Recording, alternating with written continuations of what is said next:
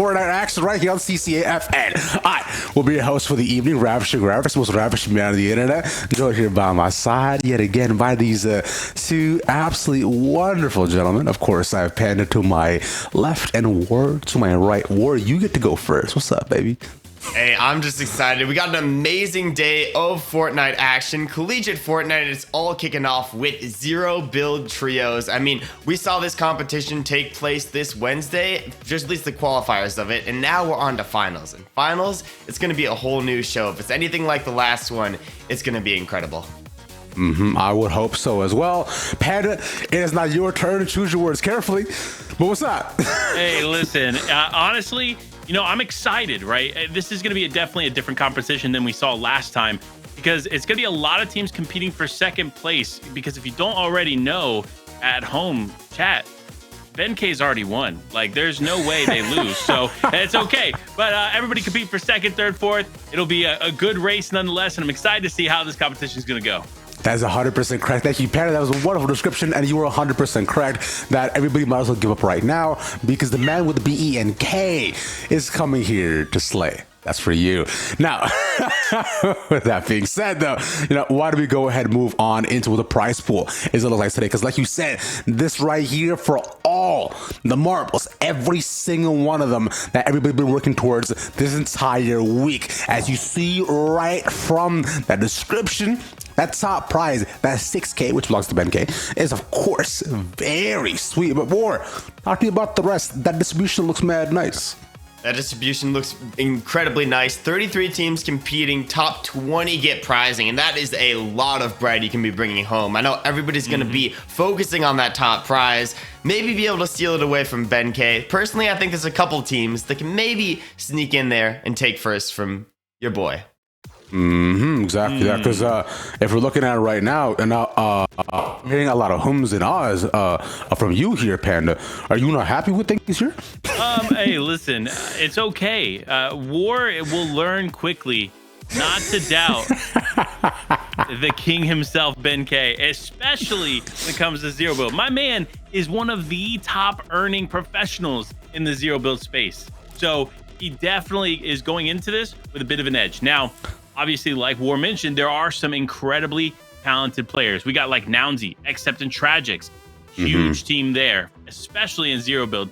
Except has come out of nowhere, putting up major numbers in a ton of different zero build competitions. So he's definitely going to be a player and a team to watch very closely. Now, again, $6,000 on the line for first place. Everybody's going to be vying for that top spot. But remember, these prizes are broken down into 3. So they're going to have to split it with their team. It's still a lot of money for these players to walk away with. That's what you think. If I was simply going to win, I would take it all, pocket it, and run away to a Nordic country. Simple as that. But of course, that's just me, though. Aside from that, like you've already seen, it's pretty simple, pretty easy. You win, you get the money, you win less and you get less. That's all there is to it. Aside from that, though, let's move on forward to what we did happen to see in terms of the qualifier standings that we had before this war. We were talking about the plays as well that we saw a couple of days ago. And look at it so far. I like the names on here, War. This is fun. Of course, Ben K being in third, but don't worry, I'm sure that'll change today. I mean, I don't know if it'll necessarily 100% change. We'll have to wait for my predictions to actually see who I'm going to go for. But there's a ton of big names. This feels like this is just stacked up with the top collegiate players throughout all of Collegiate Fortnite. We got names like Mellow Frosty. We got Phaso Milks. We got Fluger Jaith at the top there. And so many different names and a lot of respectable placements and elims from these teams. I have high hopes for all of these teams going into the competition because these are our qualifier standings from Wednesday qualifiers. The top 33 teams made it through, and these are just the top 12 of them. Again, huge names on the board here. It's just who's going to be able to clutch up on these set lobbies, because in the previous ones, these guys weren't all playing against each other. Now they're going to be all in the same lobby. They all know where they're going to drop at, and they're able to sort of strategize or counter strategize against their opponents. Exactly that, right? Because like you've already said, that they've had a lot of time to be able to look at where they're planning to go, depending on the actual drop maps too, that, you know, that look to go on, which we'll talk about in a little bit. But considering what we have here so far, Panda, Looking at the spread, out of 100 to 1,000%, how likely is it that BenK makes it? Of course, it's being facetious. Listen, 2,000%. Listen, thank you. And here's why I'm leaning heavily into this, right? Obviously, BenK is very talented. His team and Jack is godly, and Maruk, both incredible players alongside him. Yeah. But the big factor that's going to change things, right? Jake, our reigning Collegiate Cup champion in Zero Build last month. Now here this month with Fluger and Rotten Twinkies, but we're uncertain how much of this competition he'll be able to compete in because he is live in San Diego at TwitchCon, also competing in that Zero Build competition. So we're unsure exactly how it's going to unfold. Either way, they are going to try to play this out effectively and try to make something happen in the time that they have. Yeah, that big asterisk there is definitely going to place a bit of a marker on what they managed to do. But of course, there still is Bizik and Coinsy as well, and the rest of these extremely talented trios that we currently have. But what you were mentioning it right before this, let's take a look at our drop map to see what's being contested. You did mention already that there were a lot of people going a fair amount of places, not too many isolated POIs that we currently have here.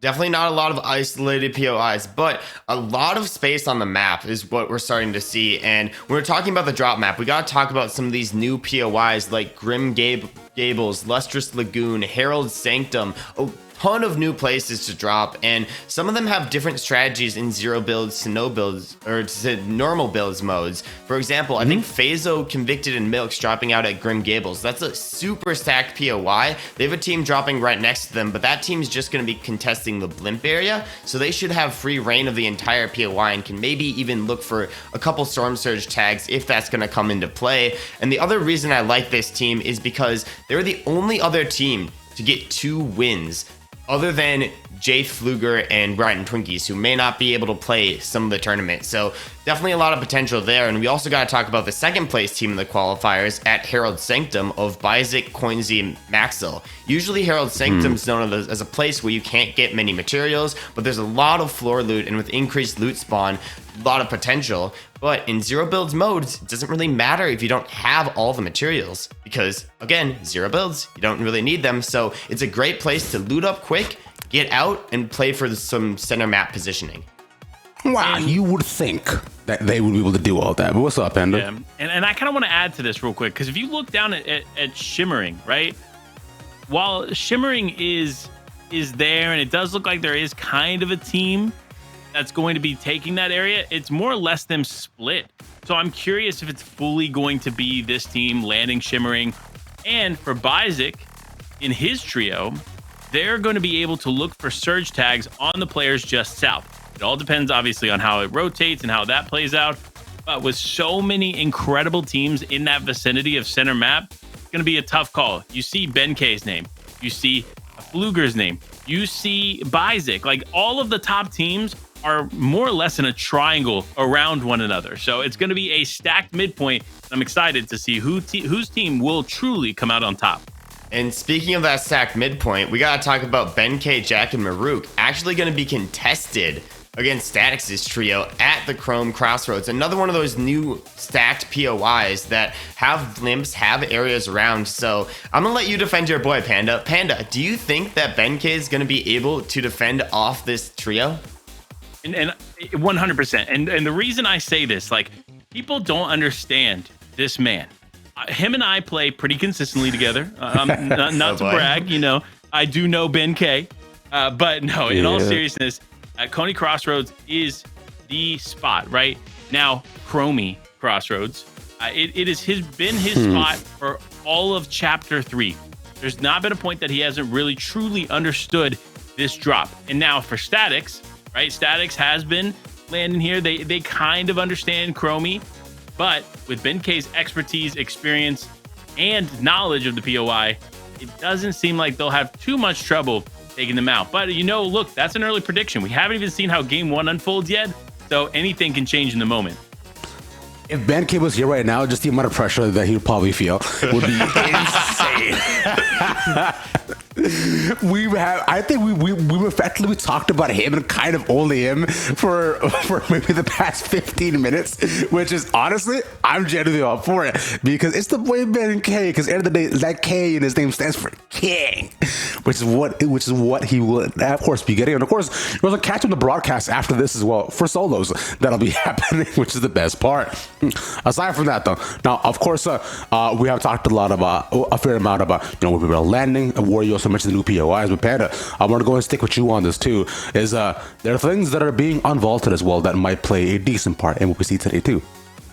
Yeah, there's quite a few changes across the map, but one here in this season that I gotta focus on in zero build, and that is going to be the one-shot headshot snipers. I think people are starting to really catch their groove here after the season launch, because now that these are back, obviously in your standard BR, you can build a wall, defend yourself. You hear that sniper shot, there's a little bit more you can do. In zero build, you're caught in the crosshair, it's wraps. There's not anything you can do if that headshot lands. So for players that are rotating, they're gonna definitely need to be more mindful of that. They have to watch the cover that they're gonna use, the different elevation points, whether it's a mountain that they try to stay to the bottom of the mountain or they stay above the mountain because they have a high ground spot. Whatever the case may be, they need to find good positioning and good rotation if they want to stay away from that sniper. Exactly that, because considering we mentioned consistently that this is zero builds too, so you can't make sure that you are behind cover at all times. So hopefully your friendly tree or rock will be able to save you from your untimely demise that may be coming your way. But whose demise we shall see today is of course the question that I present to both of you as of right now, and who shall rise to the top. It's time for predictions, gentlemen. Panda, you know what? Let's go ahead. We're staying with you on this entire time. War, you don't get to talk. What's up? Just go ahead and say it out loud and proud who you got. Oh, well, there's incredible teams, but I have to go with the one, the only, Ben K. Easily taken first place, baby. I've said it the whole time. The moment we entered here, I was like, you know what? I'm going to make this a staple of this broadcast and watch. Very rarely am I off on predictions, and today is no different. It's a fair possibility. War, care to defend your points, or with that? Hey, I gotta switch it up a little bit. I gotta go somebody other than Ben K. I'm sorry. He's contested. I don't think it's gonna happen. I'll just take the neighbors dropping at the Loot Lake. We got Scav, we got Fear, and we got Skullzy. This is such an experienced team qualifying for the previous Cup, but they are now have a lot of experience with this new POI. If I'm looking at their game history, I think at the Loot Lake, they went down twice off spawn. Every other game that they didn't go down twice, they didn't go down those 2 times off spawn, they got like first, second, 5th, 7th. They're consistent whenever they make it off spawn, and I'm not gonna lie, being uncontested, it's gonna be very easy to make it off spawn. You got teams like Ben K's and Statics that can get Surge on, and they're mid-map, so they have so much potential. Now, you're raising a lot of good points here. Ones that are both analytical, backed up with genuine history. And of course, it's there's ones that you're speaking in terms of your own preference as well, considering how well you know the game, man, which I don't doubt you do. But it still doesn't matter because Ben K is gonna win this entire thing, bro. That's what I'm saying. Listen, and to be fair, right? To be fair to War, he may be a little biased to Scav's team. I'm not gonna say why, but oh my gosh. On top of that, Scav's trio, exceptional, but exceptional at the standard BR. Now, obviously, we've seen them transition pretty well over to the zero build meta, but zero build is a very different game. So it's going to be a challenge for them, but I can definitely see them being a top 10 team. It's all too possible. As it stands, I believe we still have a bit of time before we get into the game here, gentlemen. So why don't we try to keep things going a little bit? Because considering that, we've been talking about Ben K a lot, but you know what, Panda, how about this? Well, I'll go ahead and give you small out. Let's say if Ben K just happened to need to get on a flight to TwitchCon right now to be able to win that, right? Let's say Ben K got to do his thing. Who else are we looking at today? I have had a backup team Okay. in mind, and I'm gonna be real with you. I was kind of nervous to talk about him, but you know what? I'm confident that this is a solid backup team. So it's Jack is Godly, Maruk, and there's this unknown player by the name of BenK_live. So that's gonna be my backup team if they don't do well. So I'm excited either way. But so many talented players, so many talented teams. And if I honestly had to pick a backup, it's gonna be Isaac's team for sure. Okay. However, we'll see, because even like, to be clear, Jade is probably the strongest zero build player across all metas, not just Collegiate, not just like any other TwitchCon, whatever. Every single zero build competition he's played in, he's coming to top 3 or very close to. So if he has enough time to play this out, that's going to be a terrifying team to watch, because Jade, Fluger, and Rotten Twinkies are 3 veterans in zero build, and zero build is brand new, and they're literally some of the top earners, the top players in that space. So it's gonna be a tough team if they get the time to play. So that top 3, the top 3 we saw from qualifiers, is most likely going to be the top 3 we see today. All right, it's spooky season, so I don't want to get into terrifying things just yet, but I'll have you know that I'm currently shivering. I don't know if it's because my house is just cold or what other perhaps reason there is. Aside from that, now, War, you've been talking about your team a lot too now, but considering, you had a lot of good reasons for you to pick them, do you perhaps have a backup as well that you want to go and put out there just in case things go wrong? Like let's say the BenK winning. I consider that pretty unpredictable. However, I have a couple names I want to get out there. I want to mention. I feel like it's almost disrespectful not to mention Cut's name on a Collegiate Cup broadcast. I mean, Collegiate Cup winner, top 3 in the previous Zero Build Collegiate Cup. Standards. Just what he does casually, dropping at Chonker Speedway uncontested with Boosa and Duxie. Usually we just talk about Cup popping off, but last Collegiate Cup, it was Duxie, it was Boosa. Every single one of them had a clutch moment. They're consistently making endgame, and now they switched up the drop spot a little bit more, out of Lustrous Lagoon into the Chonker Speedway. I think that's going to actually provide them more loot and more potential in these endgames. And another thing I want to mention is going to be Phaso, Milks, and Convicted. Grim Gables, I think they have a lot of potential for Surge, one of the only other teams to get multiple wins other than Jaith, Fluger, and Rotten Twinkies. And then I could see if Jaith, Fluger, and Rotten Twinkies get into these games, I could definitely see them sealing away multiple wins because they're just so dominant in the zero build space. I asked for 1 and you gave me 4. I respect it. I'm allowed to cheat the system a little bit, I think, right? No, what? It's called cheating for a reason, bro. That means it shouldn't happen. Think about this. War, you're a smart guy. Come on, get it together, bro. You're not thinking right now. But okay, I do see that the nice spread you got going on is not too bad, at least. I do want to stay you on this for a little bit longer because now we did give Panda the chance to talk about what might potentially look to shake things up. He mentioned the 1, right? That 1 sniper, right? 1 shot, dome, you donezo. Do you think that they could actually make a big impact on the game today? Because I'll be honest, I don't think so, because who out here is really letting snipe shots? I mean, I think a lot of people out here are actually landing snipe shots. Personally, I've been in lobbies against BenK, and he was landing snipe shots on me. I'll give him a bit of credit because there. It's BenK, that's why. BenK. Okay. But hear me out. It's not just this new sniper. You got weapons like Cobra DMR, an enhanced DMR that you can utilize in sort of a sniper fashion. You have these new hollow vaults, you have the high security vaults, you have the low security vaults that you can use to get mythic weapons, mythic items, and bring them into play, and those can be absolutely huge. We saw Cut using some of these weapons back in other competitions when they were available. I think a lot of players are going to try to play into that meta, and I think the one major difference from the previous Collegiate Cup to this Collegiate Cup, no boogie bombs.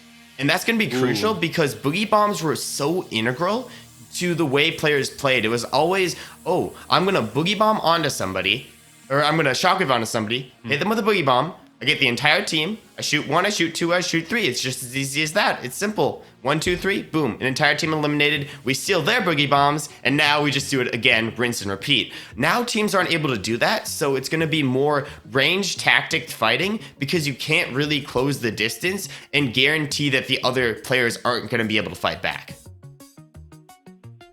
That's the most OP part of a lot of this, where you just mentioned it at the last second. It's like, it's crazy that as soon as you drop that, the game just is almost not happening right now. All I can do is press spacebar or X if you're on a controller and hope that I just stay alive. What a fun time that is, isn't it? And like you're saying, I've seen a lot of players just go off the rip and have, I think, like 8, 9 at a certain point if they land a certain POI. So they come in stacked and ready to go as soon as it comes down to it. Now, Pen, I want you to hear me on this, because I think, although as nice as the boogie bombs look, and of course, like just the dance classic, it's been around for years at this point. It's the same, it's the same sort of like up down, up down. It's clean. I think if I were to change the dance, I would have it to make it look like our casters for today. That, of course, being Jack, Jacob, and Lash. I'm calling them Jack together. Y'all, let's start it up.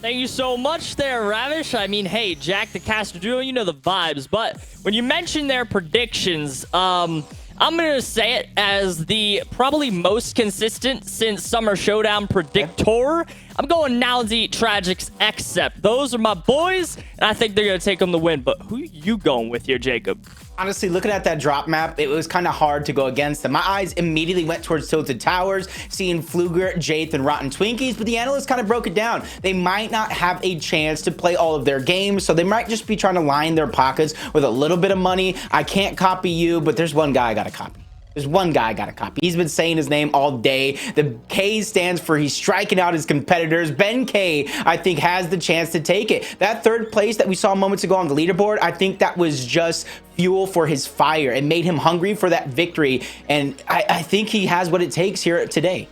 I think he's got what it takes, but let's see what it takes here in game number 1 as we jump aboard the battle bus and onto the island.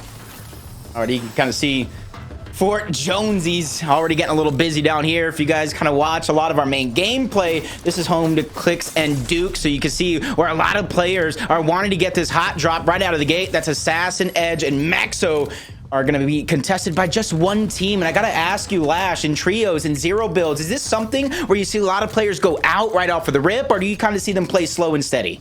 Now, this is definitely 100% more of a split drop kind of area, right? There's that more top end of the POI where we see Assassin, Edge 4, and Maxo drop it in. You can already see them dipping out because they realize they already have enough loot, and then they move over towards the gas station. Now, granted, normally the gas station is a little bit more contested over towards the island side, but they realize their environment over here towards the gas station / top end Fort Jonesy area. However, look at that. New team starts to creep in, and they've already kind of shifted away from the drop map. Yeah, and probably when they're kind of jumping out of the bus, they see that they did split up a little bit farther than they would like. So it's right now going to be a 3v2. They're trying to reunite along with their teammate towards the other end, and that's why they're trying to attack. They're trying to be quick. They're trying to be decisive. And right now, they're just pushing that team off of all that loot, because you can already see with the vending machine, they're going to be able to get big pots, minis. You see the hollow chests that are nearby. If they have any keys, there's tons of resources for them to get on this side of the map. Yeah, tons of resources. And you mentioned there those hollow chests, newly added here in the patch 20.22.2. And honestly, I'm really liking them as far as being able to get those easy early access weapons where you're getting already epic to exotic early off spawn, and then you're able to bring those quicker and easier already without having to farm in zero build. It makes your looting path that much quicker. But imagine you get 2 keys and you're already big balling with a shotgun and an assault rifle. You are ready to groove. Big balling like you belong in the NBA at this point. And you can see Ben K, a little bit uncontested, already going for those vaults. He's using 2 of his keys, kind of bypassing the hollow chest, but that's because there's probably not many nearby. And that's what this new update that you're kind of talking about, where you have that decision. Do you go for the vaults? Do you go for the hollow chest? And it's making sure that there's very different styles of gameplay. But right now I see something sneaky going on. They're trying to go ahead and take advantage of the team that is already looting inside of that vault. And there's no other exit but this one. There's no other exit, but they toss down the porta bunker. It's not going to save them for much longer. They're kind of just stuck in there now, and they have no other exit. However, Fade's Magic, they're going to tack down onto the top end of the builds, and for now, it's kind of a stalemate here. Both teams are stuck out in the midst of the wild right now is they're just like, you know what? All right, I'm going to send you out. Amwalk's just going to be like, okay, you do your thing. I'm going to get some extra loot. I'm going to fend off. You just keep them busy. Yeah, and there's not many other teams out here. Yeah, there's a team that lands a little bit south towards the islands, one person or one team in towards Lester's Lagoon, and a couple teams have split a little bit north with the Lighthouse and that drop south of Sleepy Sounds. But they have right now all the time in the world to actually camp this vault. They don't have to rotate rather quickly. As long as they have the White Heals, which, speak of the devil, there goes the Medmist right there. They're going to be able to out-heal this storm. So for the team that's stuck in the vault, I say good luck to you. Good luck indeed. And Yalsi is also one of those teams that did very well throughout session one of the qualifiers here leading into today. So them being stuck in this vault, unless they have like some kind of mobility, and even then, those vault doors are completely unbreakable. Nobody's getting in, nobody's getting out, so it's all just a waiting game going on here. And I don't think anybody's gonna budge because, like you had mentioned, those white HP meds are going to come in crucial. But with that zone coming in the next 15 seconds, all of these edge teams, they gonna have to hit the rotates. Yeah, and since there's no builds, it's not like they can really protect themselves. The high ground, hopefully they have some sort of something they can use. You can already see the two border bunkers there on Ankh.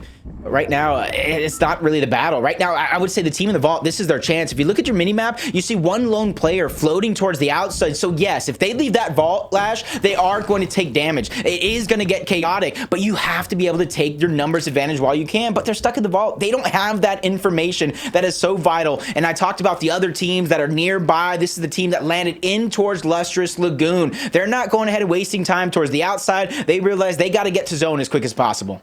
And that's the storyline of these players, right? They need to be able to get as far and as into the zone as possible. And especially here, where we have balloons now into the meta that are shifting constantly throughout the meta, that's where these teams need to be able to take advantage of those strong area points to be able to hit those rotates. Now, they can take those little bit longer of extra rotates to be able to make those come out successful, but going this far deep into the zone is very risky when you don't have those majority major points of rotation.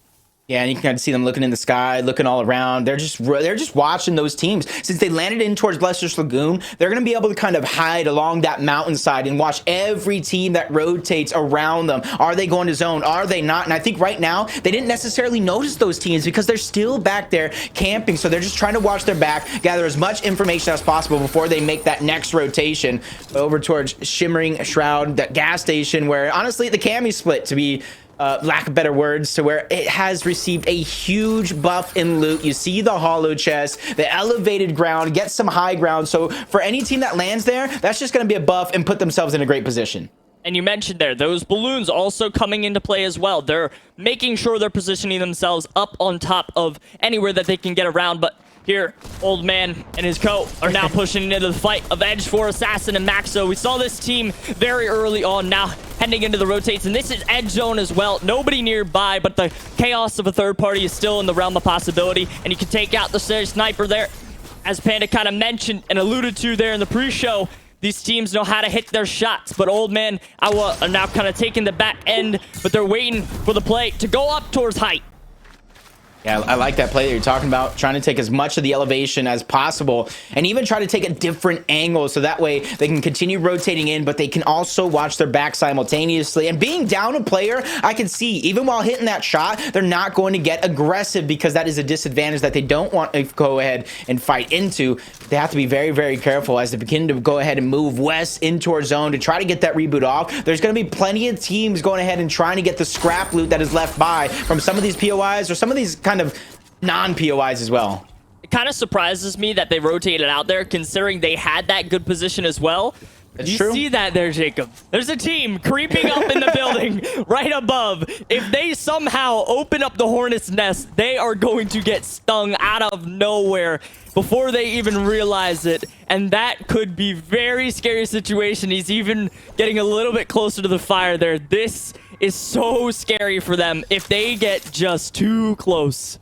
I want to ask you about the mythic silence pistol that they just got out. If a lot of you guys at home don't know, when you tag up a player with that pistol, it kind of has a mark over them. Back in a few seasons, you know, when a player's down, you go ahead and read their card, you see all where their teammates are at. It's something like that little reticule. And I've seen more and more players use it in all of the regions, Lash. I want to kind of get your thoughts, but go ahead and pause that for a minute because the fight's going to break down. Old man gets separated, and that's the thing. 1 second of separation is all a team needs to take advantage. Taking advantage indeed, but you hear that zip line going up. Was it the one player that got out of there? As Old Man's just gonna kind of sit here down on the low ground layer of this station, of the gas station, now moving in, as hopefully he can somehow sneak away, as the team's just guaranteed gonna stick right above, knowing that they have that higher ground position. Convicted Milks, Phazo have been hot in the battle. 4 limbs on the board already, and they're already searching for more here. Yeah, it almost seems like right now they're just kind of staying on the edge of zone, staying towards the outside and trying to take out these teams that are straggling behind. And this is the perfect opportunity. You see in the minimap, this team that is kind of highlighted in green on the arrows, that's a duo. If they spot out, they might be missing a player. That's another chance for them to get aggressive. They already have 4 eliminations, 4 total points as a team, and they're just ready to keep that momentum going. And that's very, very important in a game, in a series like this where you have 6 games. It's not all about that victory royale. It's about remaining positive and having that consistency throughout all of the games. And I do want to point out their loadouts here. Notice how he's utilizing this new Ranger shotgun, or reintroduced Ranger shotgun, as well as taking advantage of the shockwaves in the inventory. So you can already tell Milks is the guaranteed fortified fragger out here in this trio. And based off of their gameplay, he's either, all right, we're pushing into this fight, throw down a porta bunker, or they're going to push out of the fight utilizing those shockwaves. And the guaranteed loadout by Milks is like, all right, you know what? When I get in, I'm going to get that guaranteed big shot. And that's how they've already gotten these 4 elims, and the chemistry of success right now is working well for them. Yeah, and I talked about the team that's over towards the right side of the mini-map, left side of the map overall. They're a duo. They were getting shot at for that moment, but luckily enough, there's enough distance between them and everybody else where they can continue on with their rotation. But I heard the analyst talking about Busa, and I saw his name in the elimination feed. He did go down to Tragics. So it makes me wonder, is his team still up as a trio? Are they floating around with 2 other players trying to stay alive? But Ben K is going to be able to clean up an elimination in the feed. So hopefully he's also getting things warmed up, but you see a full-on 3-team battle about to go down towards Grim Gables. 3-team battle. Capo, Yelsey. The team somehow made their way out of the vault. They can't believe it. Made their way out of the trap, but now they're in a new trap, and this one's a bit spiky as Milks now gets in, but his teammates now have to take the step back. Milks moves into the building. However, Kumar is now in the midst of it all. Milk just gonna try and stay as sneaky as he possibly can. Convicted already down in the trio. Phazo's taking some big damage, and now Milks his way in through. Gets the knock on to Yelsey. The toast down, the choke splashes, so now they're able to disengage the fire that's going around the building. Convicted still, though, somehow alive, and the teams around them are getting a little bit more frisky, so they're able to toss down the portal funker, get this full protection, back up, get the revive here, and with the 2 knocked on the other side of the board, they're able to capitalize on these elims. And you see a third party coming in. That's Scabs. That's Ben K. They're going ahead and lending that helping hand, and I know they're not necessarily doing it saying, hey, I got your back. They're just saying, hey, give me more points. They want to take home the majority of that prize pool, line their pockets as deep as possible. They're not trying to help these teams. Just coincidentally, Lash, they were the biggest helping hand in the lobby so far, but there goes Convicted going down yet again. It's actually been getting cleaned up this time around, but it's just a little bit of a sacrifice. Milk Shice is going to be able to clean him up. 7 eliminations as a team, 8 total points, and a chance to get the reboot card if they have the health to do it. And the aggression is a little bit too strong right now. You can already notice that zone is pulling heavily. This is a heavily organized desert zone, and they are all the way up there at Grim Gables. Granted, 7 elims, but that's something that has plagued Nowsy Tragics, except back in September of the Fall Collegiate Cup, and now it seems to be affecting them as well. Now, hopefully, they can be able to get their teammate back up and utilize those balloons to be able to hit the rotates, but it's looking very scary for them to be able to get into the zone, and also with that zone turning into a 2-tick in 10 seconds. Yeah, Velo, Colin, and Ninja Merkin having to let that team kind of go in front of them. And that's where it's going to get rough because they're kind of getting storm-held over towards Flutterbarn. And I don't even know if he knows that there's an additional team, or I should say 2 members, 2/3 of one over towards Flutterbarn that they have to be careful for. But it does look like they're going to try to get the reboot. That's a whole nother team. That's Cut's team that landed over towards Chonker Speedway. So this is really becoming a congested part of the map to where they're trying to use those balloons that you keep talking about to try to get that easy rotation in. But I think with so many teams here, it's not going to be as easy as they hope. Not easy at all, and I keep mentioning this time and time again. You cannot successfully reboot. It is a 95% chance it does not work out here, and it is coming out even more, and it's affecting everybody around them. You see Colin, Robot, Ninja, all in the midst of the zone, still somehow not able to get back in, and they're having to resort to heals, meds. Colin now down, so Ninja and Robot are all now having to find and fester their way in, while teams on top of the boat, on top of the mountain, are putting down that ultimate pressure. And this is where, since this battle already went down, it's going to be that much harder for them to try to rotate it out of this position. As you see Susie taking a bunch of shots, no builds to block him. This is 0 builds, and Ninja America knows it's taking full advantage. Quarter Bunker going out, trying to give him at least a little bit more coverage to work with, but I think, Lash, that might have been too soon. Look at how much rotation he has to do, and look at how many teams are just in his close vicinity.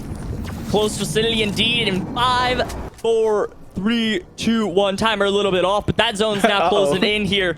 And that zone is all the way going towards Greasy Grove. So everyone around here, they're not utilizing any of their rotation either. There's balloons above them. There's the ship just to their right as well. But they're waiting back here and with 0 mid as well. So this is such a risky position here for Jarvis and KY. Now they have to shockwave in. Now they have to push the battle in the zone fight. So this is now a moment of who's going to be able to get the damage first. I know Halloween's right around the corner, but this is getting scary fast. Jarvis ends up in the battle. He's able to get a knock onto 1. That's going to be a quick cleanup and more points for his total.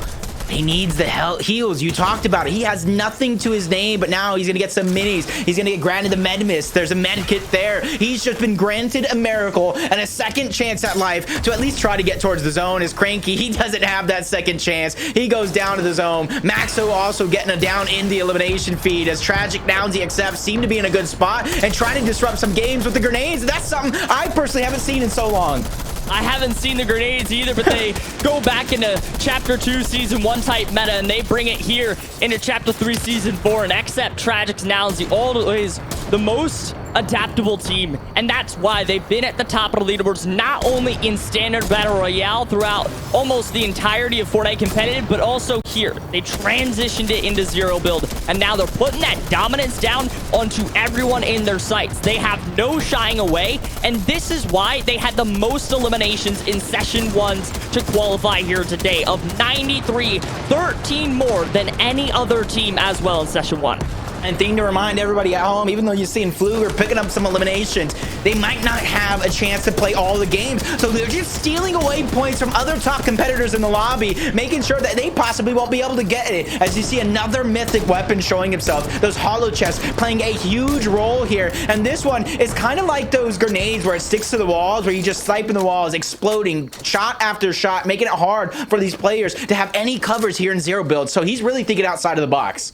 NK down though in the elimination feed alongside his duo of Jackies. So is that last member of the trio alive? I don't think so, because Ben K had gotten fully eliminated there. So Ben K's team could be down early, and I'm just going to mention here my prediction. You know, they're still rocking and rolling. Hopefully they can move up to the front center of the zone here, but they're hitting that W key. They have to be careful here because this could be something that plagues them, but they poured a bunker on an accidental mushroom, and now they're trapped out in the wild.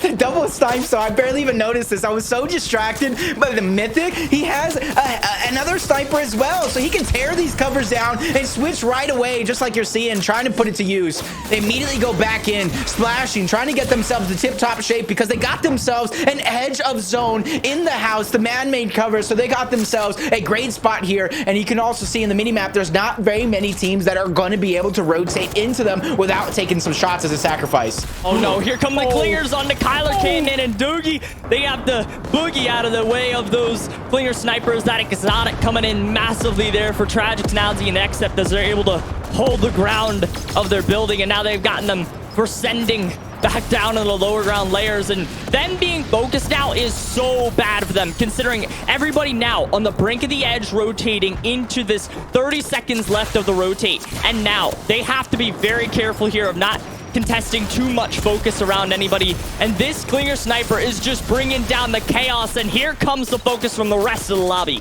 Yep, and you see him holding on to the last moment. Now, communication, I feel like, got a little hectic right there. They both used those porta bunkers at the same time, so they didn't get the most out of it. But Coinsy still putting in work. Crazy's got to go down. Fear taking a part of that as well, trying to get even more points, because at this stage in the game, they're not only getting the elimination points, but they're getting placement points as these teams fall.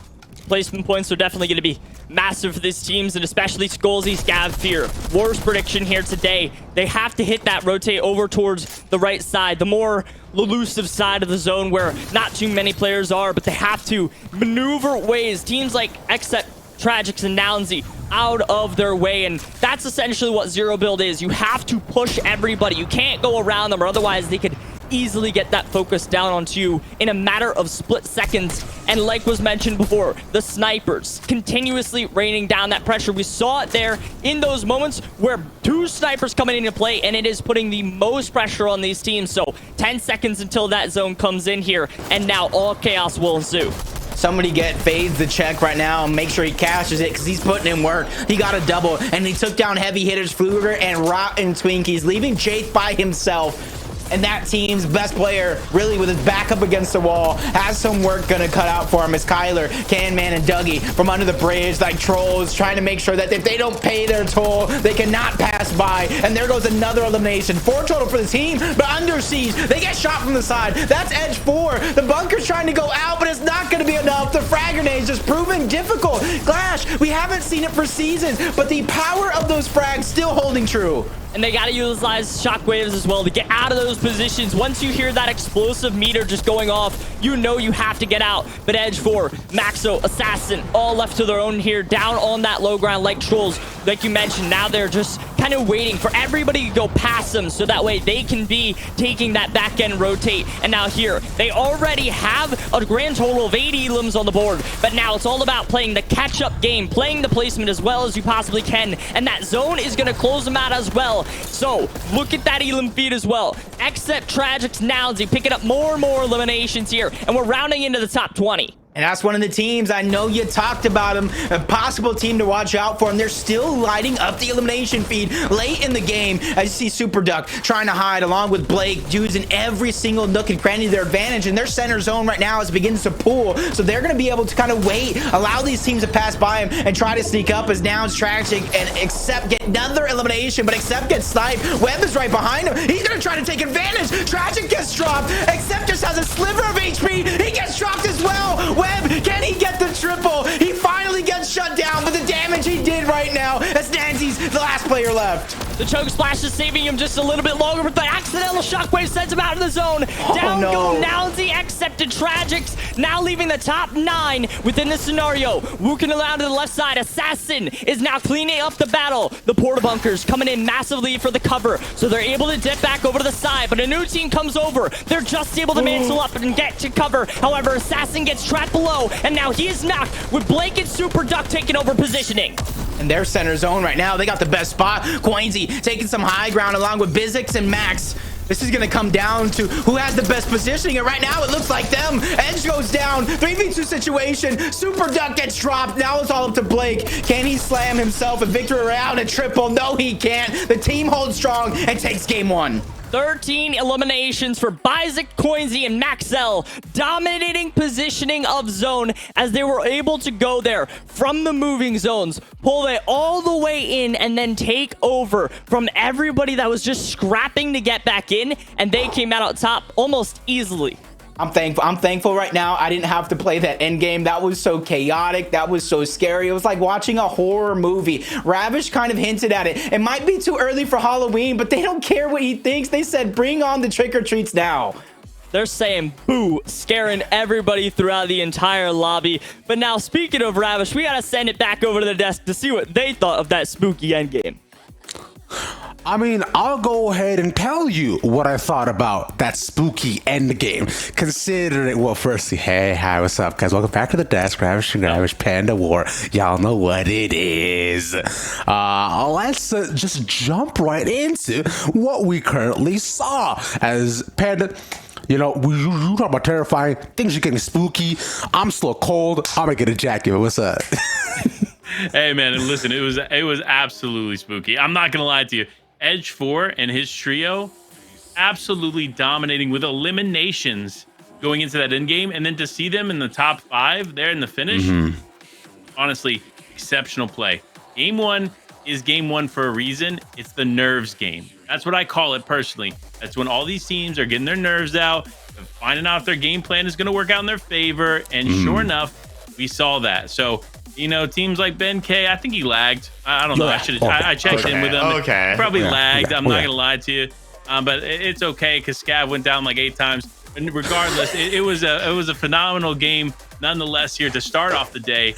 And so War, I think you had some interesting points to talk about. Hey, all I'm saying is Scav got top 10. I didn't see Ben K anywhere in that top 10. No offense, my guy. Oh, he Even lagged. though- He lagged. Okay, Yeah, okay. yeah. Misinput? Maybe. You know, if you think about it, aren't we all Ben K? I think he made it, right? Yeah. What? I'm Ben K. You're Ben K. Every player here just represents a little piece of Ben K personally. Yeah. Okay. Yeah, absolutely agree. Ben K, look, I will say another team to watch out for. I believe they came in 5th place in this game. Was Nounsy, Accept, and Tragics. They walked away with 13 eliminations, I believe, to end that game, which is massive, right? So that's going to be huge for them. Despite them not necessarily getting the win, that is still a ton of elimination points on the board. Yeah, exactly that. And as we're looking back at this game so far here, War, you know, although you may not have won, but you know, I think was your 9th backup did well or no? I don't know, man. I think Bison, Coinsy, and Chen definitely did decent in this game. We haven't even talked about our winners yet. 13 eliminations, and that was out of a drop that was pretty far away from the final zone. Greasy to Herald's Sanctum is no easy walk by any means, but they're able to make it, and they're able to pick up eliminations on the way and also eliminations in the end game. I think during those end games, it all just comes down to who's the last trio left, and they look so stacked there. They didn't really lose any HP. They're able to get front side of zone, and then from there, it's just spraying back at these other teams. It's just lobby focus, and it was basically clean win for that team. And just the fact that you mentioned that we haven't even talked about our winners just proves that, one, how stacked this lobby is, and 2, what kind of performance we're seeing for so many of these different trios, right? When the fifth we're saying is that who won. Speaking of which, let's go take a look at who's at the tippity top right now in terms of the scoreboard. Panda, if my estimations are correct, I believe Ben K should be at the top, but that's why I'm bad at math. It's very close, right outside top 12. Because again, remember Ben K lagged, but we can talk about Edge 4, Nexa, and Assassin. I mentioned before, right? I said they had a ton of eliminations, but look at that, they were able to take the top spot because of said eliminations mixed with the placement points. Now they didn't get the win, but they're up there. So honestly, impressive performance there from them. And I'm super pumped to see how this leaderboard is going to continue to shift as we get into the rest of these games. As I believe, just quick note too, we might be just facing the standings and have that shift sooner than you think. Ooh, okay. Yeah, they got to put Ben K back up at the top. I forgot about that. Exactly. That was the main issue there. That was it. Yeah. Exactly. I believe from top 1 to 12 is just all Ben K the entire time. Just to make sure that he gets everything the entire day. Exactly. But yeah, Imagine as he we gets go all and fix 12. it up. Exactly. It's a lot of money to take home there. That's why he's the highest earning like professional player, right? He didn't know those, right? He just gets every bit of prize money. It's crazy. Solo squads the entire time. But past that though, is we should go ahead and talk a bit more about the other points that I know we wanted to bring up as we get things right. As Rain is War, the Porta Bunker, as one thing that I know we mentioned that we can touch on previously on the desk, but didn't play a massive part, but still nice to know builds, covered.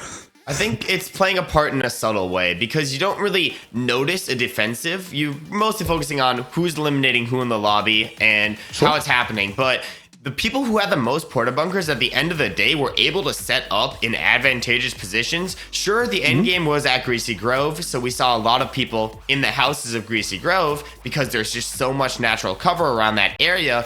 But at the same time, the teams that had porta bunkers didn't worry about finding a free place to live. They were just able to make their own home with porta bunkers, and those porta bunkers got a lot of HP on them. I even saw some people stacking chrome splashes. Even though you can no longer chromify yourself, you can chrome the walls consistently of the porta bunker or any structure around you, just to add a little bit more HP when other players are spraying at it, and it makes it harder for the other players to identify what walls are weak and what walls aren't weak. Especially considering how things get chromed up right now. You know, not everything is currently all crystal clear, but that's not the only thing being stacked, which was the nades that we saw a big prominence of. But Pen, I believe we should blow this whole mystery wide open by seeing what the leaderboards are once again, and that looks more right. Production, I think that says Bizik, not Ben K, but it's okay. I'll let it slide this time. No, honestly, Bizik, Coinsy, and Maxiel absolutely deserve that top spot. Definitely. Incredible performance from them. 13 eliminations. Well, I thought Edge4 and Nounsy had a lot of elims. Those two teams, look at this. Right there with them. On top of that, it's the win. So 43 points to take the top of the leaderboard. And unsurprisingly, we see Bizik up there. We talked about it before. He was top 3 in the qualifiers. Now, top 1 after game 1. With how things are shaping up, you did mention already that game 1, that's the nerve game, right? So you're just there to make sure that you do your absolute best, say hi to your friends, and see where you guys want to lay down the law. But currently, I believe, we should, as we get into games 2 and 3, I do imagine this shifting quite a fair bit as teams do manage to flesh out how the rest of the lobby plays. Now, if I really want to know bills, which is a decent amount, that I've seen that games get progressively more aggressive, right? It's not as though it's not as though you necessarily look to bunker up anywhere else besides the border bunker, of course. But I know teams will continue to try to rack up more and more elim points wherever they can, especially with the small bits of standings, because once you get to around game 4, the gaps get so large. Especially if we're looking at towards the top 5, and to make sure to circumvent that, we can't tell you who might be able to do so, but I think I know 2 people who just might be able to. Let's go throw it over to Jacob and Lash, or Lob as I call them. I'm just cracking up.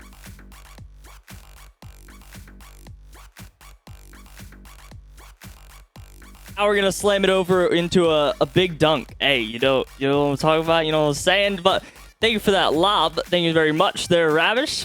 And now here we go. Game number 2, right around the corner. And jumping right into the battle bus. Here we go, Jacob. Yeah, and honestly, it's really interesting to see because they talked about aggression, picking up those eliminations, and I agree with Ravage 110%. Once you get into game 4, games 5, and even game 6, where you're at in the leaderboard, you might have no choice but to get aggressive. That's why in these first couple of games, you want to have that consistent style of play. Eliminations aren't everything, but if you have that calculated aggression, you spot a team slowly rotating on the outskirts, that's when you have to decide, do I go for it while no many other teams are there, or do you kind of continue to play that slow and steady gameplay? Because unlike builds, when you end up in that big fight where you cannot build to protect yourself from third-party opportunities, so you have to take those fights as quick as possible. You gotta be able to take those fights as quick as possible, and that's exactly what Old Man does as he takes down Ben K. And now it appears to be that they are looking to own the Chrome Crossroads as they're taking over this high ground-esque layer, and they take down the teammate as well of Marok. So now they're able to take off to the skies. They're going off to the balloon, and now they're hitting the W key as they already have 2 elims on the board of this team. I like the way he's just trying to run right now. Can he get the shots? I'm not sure he's going to be able to pick it up. It does look like somebody's hot on his tail. He's on the chase. Doesn't want to let it go away, especially since they already cracked down all the shields. The thing is, they cannot get too separated as a team. If they bite off more than they can chew, they're definitely going to choke. Definitely in there. Down goes Jackie. So Ben K's team, unfortunately, is now officially out here in game number 2. So after a mid-game unfortunate downfall in game number 1, they're going to be falling early here in game number 2. So unfortunately for them, but very fortunate for Old Man Moon and Ewa, as they're going to be able to take it off, get a little bit more dancey. So I think the nerves are starting to loosen for some of these players. Hey, that's what it's all about at the end of the day. We're all playing games. We're all having fun. I know the stress gets to us because of the amount of money Fortnite has granted us the opportunity to win. But at the end of the day, if you're not laughing, you're not chilling, you're not having fun, sometimes that affects your gameplay at the end of the day, because you got to have that positive. You got to have that mindset to go along with your skill. Over towards the Sanctum, you see uncontested. They're gonna have all the time in the world, considering you add the fact that they do have zone as well, to kind of loot up, get every single chest, every single bit of floor loot, and then kind of pick their spot from there. That's the whole point of the game plan. You got to be able to loot your way up there quickly. And here for Bizik, Maxiel, and Coinsy, that's obviously what got them that best position there leading into those final moments of game number 1, where they were able to get their positioning as quick as possibly. And especially here in Zero Build, that is the main benefactor where you can kind of play on too. Being able to get those early positionings, kind of force teams out of the way. That's exactly what Frosty, Sideshow, and Mello are doing here to Yelsey and Co. To say right now, he's kind of separate, and that's what we're talking about right now. These split drops are fine and dandy. It gives you an opportunity to grab a ton of loot that otherwise wouldn't be gathered. But if a team kind of lands on you, you're split up, it's no builds, you can't really defend yourself, you can't buy the same amount of time, and now they're spotting them in the distance. That Cobra DMR, you talked about it before the show, so did our analysts, and you're seeing it be put to use right before our very eyes. The unfortunate thing is Frost looked like he's going to run out his ammo, so he's not going to be able to continue that pressure. Not at all, because now they're trying to chase him down. What? Goes through the bush. Doesn't even notice IC's there. And now IC is now I gone.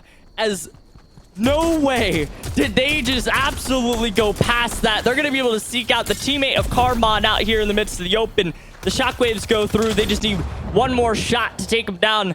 But I don't think they're finding the teammate. They are long He's already gone. gone. he's already leaving. He said, thank you, Carmon, for bringing that distraction on over to you. I'm going to go grab our teammate's reboot card, and we're going to go ahead and maybe go back for you if the timing's right. But you can see Mello, D-Psycho, and Frosty, they know that one player did get out. They did escape, so they're going to try to backtrack. They're going to look for him and see what they can find before they make their way in towards zone. But a team that's already in the zone, Cranky trying to line up that shot, and Shiesty, Convicted, and Cranky, they made it very far last game, but only got themselves 17 points. So they need to kind of up their point game while trying to remain consistent and not going down early. They can't go down early. They can't afford it, especially in this area where they have the higher positioning. They have that great kind of upscale leading in from last game where they had unfortunately went down, and like we had kind of mentioned there in the green room, where these players are truly now in a low ground circumstance. So if you get completely cut off, you are pretty much done for in those kinds of moments. So Vazo, Convicted, and Milks are a team that are known for adapting and adjusting quicker than almost every other team, and I don't see a situation where they don't come out on top here. It's Taco King in the background. Love me some tacos. Clutchy's right there. B-Man as well. They're inside zone towards Sleepy Sound. Honestly, they don't even necessarily have to fight this. They're probably just waiting for zone to pull in. They don't want to bite off more than they can chew, but Cranky, Shiesty, and Convicted, you know as well as I do. If they get a couple of good shots, if they get a flank, if they get any sort of advantage, they're going to advance on that advantage to try to clean it up. As Cloudsy, Saucy, Leroy, it does look like they have that advantage. First down is going to be able to come through, and that's going to be an easy cleanup for the trio, and that's going to be a full-on wipe. Queen quick elims there for Leroy, Clouds, and Saucy as they're able to come out on top out here in the mountainous areas. However, there's a new glider coming around the area, and I believe that may just be a new team looking to take over high ground positioning, or maybe even just a solo kind of vibing all around. Blake, Super Duck, Respected are now looking to gain the respect of the high ground as they're able to take a couple snipes stacked down, and now they're able to bring the shots down, bring it forward, and hopefully take this positioning away.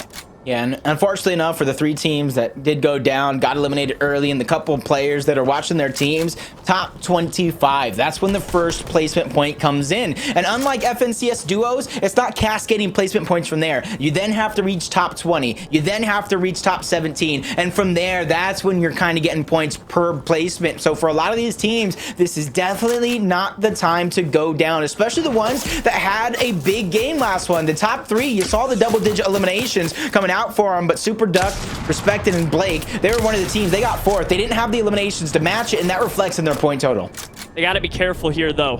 because that point total could definitely shift. You can already see there on the bottom right half of your mini-map, the team that came in from the very west sector of the island is now getting a little bit closer. Blake trying to get those clean snipes down, but now they have to watch their back just a little bit, because around this area, unless you're literally right where they are, kind of close to that cave mine area, you can really get very risky as far as your positioning goes. When you're kind of dipped back like this, they are a little bit more cozy in that position, but this is where we see the strategies develop throughout Zero Build and where the best of the best come to work.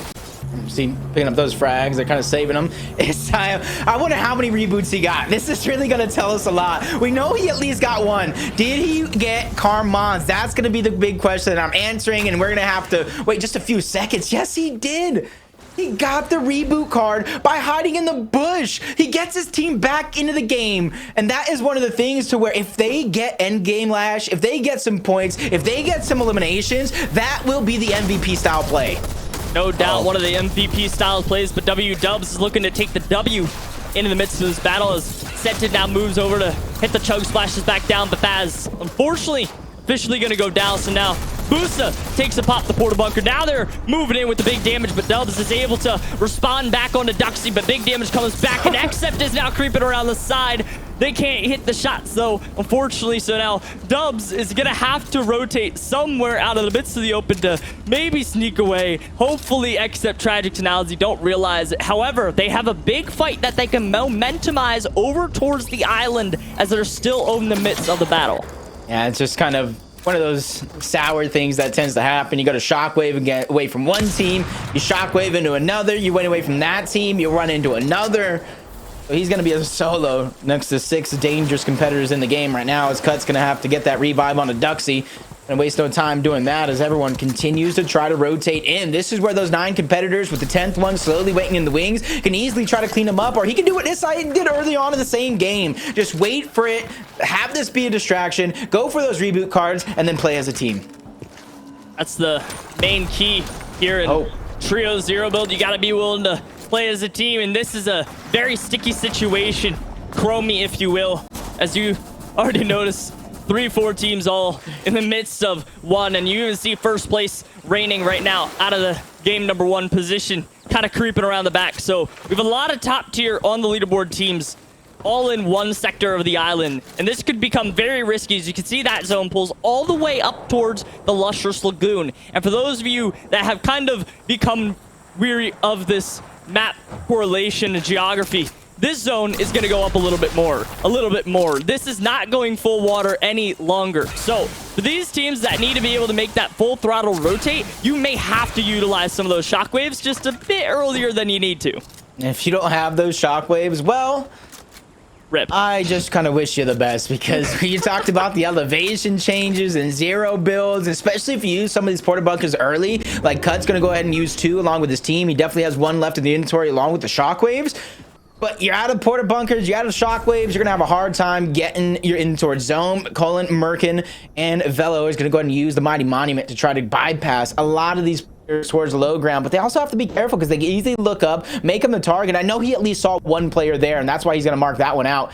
He's going to try to land on him, but I don't know if he knows that's Downsy and Tragic's team and Accept, so they got to be careful. And he dips back just a little bit more to the left as he got the memo. Robot's like, yeah, all right, never mind. But there's a new team kind of just chilling under the bushes. That's going to be Driver and co. Just vibing out there, but the tree is able to just protect them for that little glimpse of time, as now they're looking to base up here. You can see the porta bunkers now kind of iffying back and forth, like, all right, do we base up here, or do we go a little bit further? And they're going to utilize those grapple gloves, but now sending off the indicatory to these teams that, hey, we're still here, we're still in the business. Do you want to take the fight against us? Yeah, luckily enough, I talked about they spotted them out, and they know they're there. That's why they are playing as careful as they actually are. It is on edge of zones, and very few teams are going to kind of rotate on this side because of the islands. Unless they go ahead and take that same mighty monument statue. But right now, they're not getting anything. They're not getting the audio cues because the players on Nownsy's team, they see it, but peeks over the color. Cullen lands a nice shot on Accept. He's going to get dropped. Back-to-back on the Nownsy, who's trying to fight back. But once again, he's by himself, just like last game. And when you're by yourself, sometimes the pressure is just too much. But I might have spoke too soon. Somehow, Tragics didn't actually go down. They got to be careful, though, because Driver's team's now creeping up here on the back end of the build. I knew that third party was going to come into play, but how soon will it be? The choke splashes coming in cohesively for this team. 3 elims on the board, and this could very well end up like 6 because they have the high ground kind of advantage, and now they're stuck below in the midst of the porta bunker, and this is exactly what we saw last end game, where you make one mistake, you dip too low into one ground, and now you are getting caught in a very vulnerable position because now 1 knock's already on the board. And the Uber driver, he took the wrong directions, got a wrong turn, and it really cost him his fare on that last one. He's going to get dropped. Luckily, though, he does have some teammates still left and invested in this game as Accept gets dropped. Luckily for them, they eliminated the team. They pushed another team out, so that's going to be a free revive.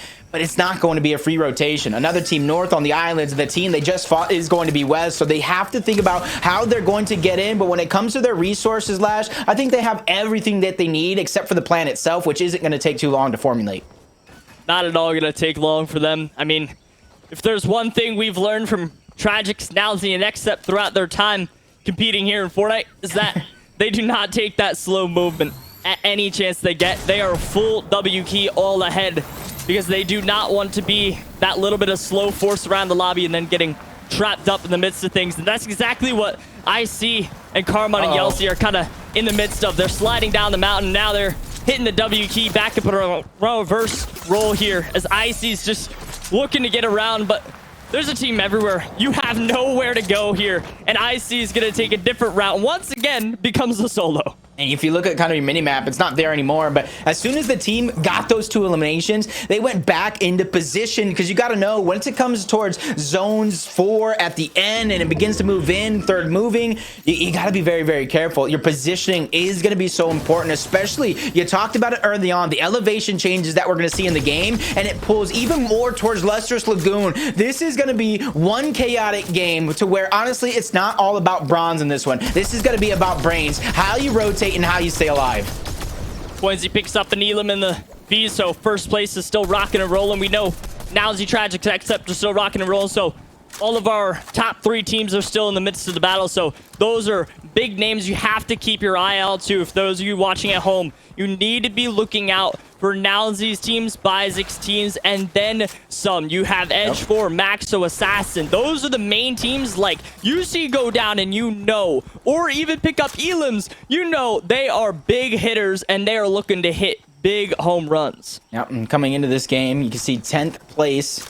They weren't in 10th place to really start this game at all. They were kind of a little bit more down the leaderboard, so they're doing a good job of really catching up where they need to.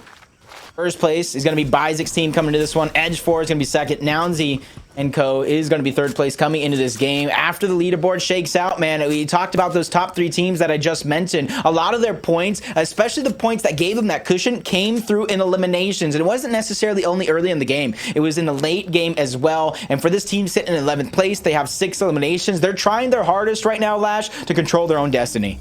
And from what we saw last game, where it was all low ground battles, with this now being more of a height game throughout this zone, it is such a risky position for these teams to be able to base off of. And for West's Eric and Mar, they're going to be absolutely chilling here because they have that Portafort-like kind of base where they're able to take one side, 2 side, and then pick off everybody there in the back end. So hopefully they can hold this position here with everyone now shockwaving about. Yeah, I like it. I like that hesitation right there. A lot of people might see it as a bad thing, but he hesitated because the amount of snipers that are possibly looking his direction. He's center zone right now. Everybody left in the game has an opportunity to take him out because he also does not have that elevation. But luckily for him and a couple of the other teams on this side of the map is we're going down from Lustrous Lagoon. So we're going to even out the elevation as much as possible. This is going to be the best situation they can hope for in terms of zone. Definitely the best position as well, but look at everybody there on the top end of your mini map, and even everybody there on just the bottom half. You can just see that little bit of glimpse for the players that need to be able to pull off the rotates. Granted, they do have that little bit of hill elevation. That's where it comes into play massively for you, where you can be able to take those little bit of peaks and then you can still kind of glide around these teams. And for everybody on this west end, 3 seconds until this rotates in, and this is risky with a sniper at your dome. Yeah, you can see in the minimap a lot of the teams kind of rotating Far and ahead, but with zone push and only 94 above the damage threshold, they have no choice but to take the lift all the way over. That's going to give them as much of a free rotation as they're going to get, because from this point forward, so many other teams are going to be congested on this eastern or western part of this map. That's why I talked about early on. If you got that center in the last zone, you're going to be gifted. But they found themselves a pretty free rotation, a little bit more free than I would have ever hoped. A little bit more free, though. As you can see, Tragics took down Bizik in the elimination feed. Mentioned it earlier, you got to watch out for those top 3 teams. So first place is definitely in some heavy trouble. Convicted goes down as well. But now this is where the positioning battle unfolds here. Maxo Edge for Assassin, our second place team out here in the midst of the battle. And they're just working to get back into the zone. But they have so many teams defend against you. Grenades now coming through. And the explosives are all around.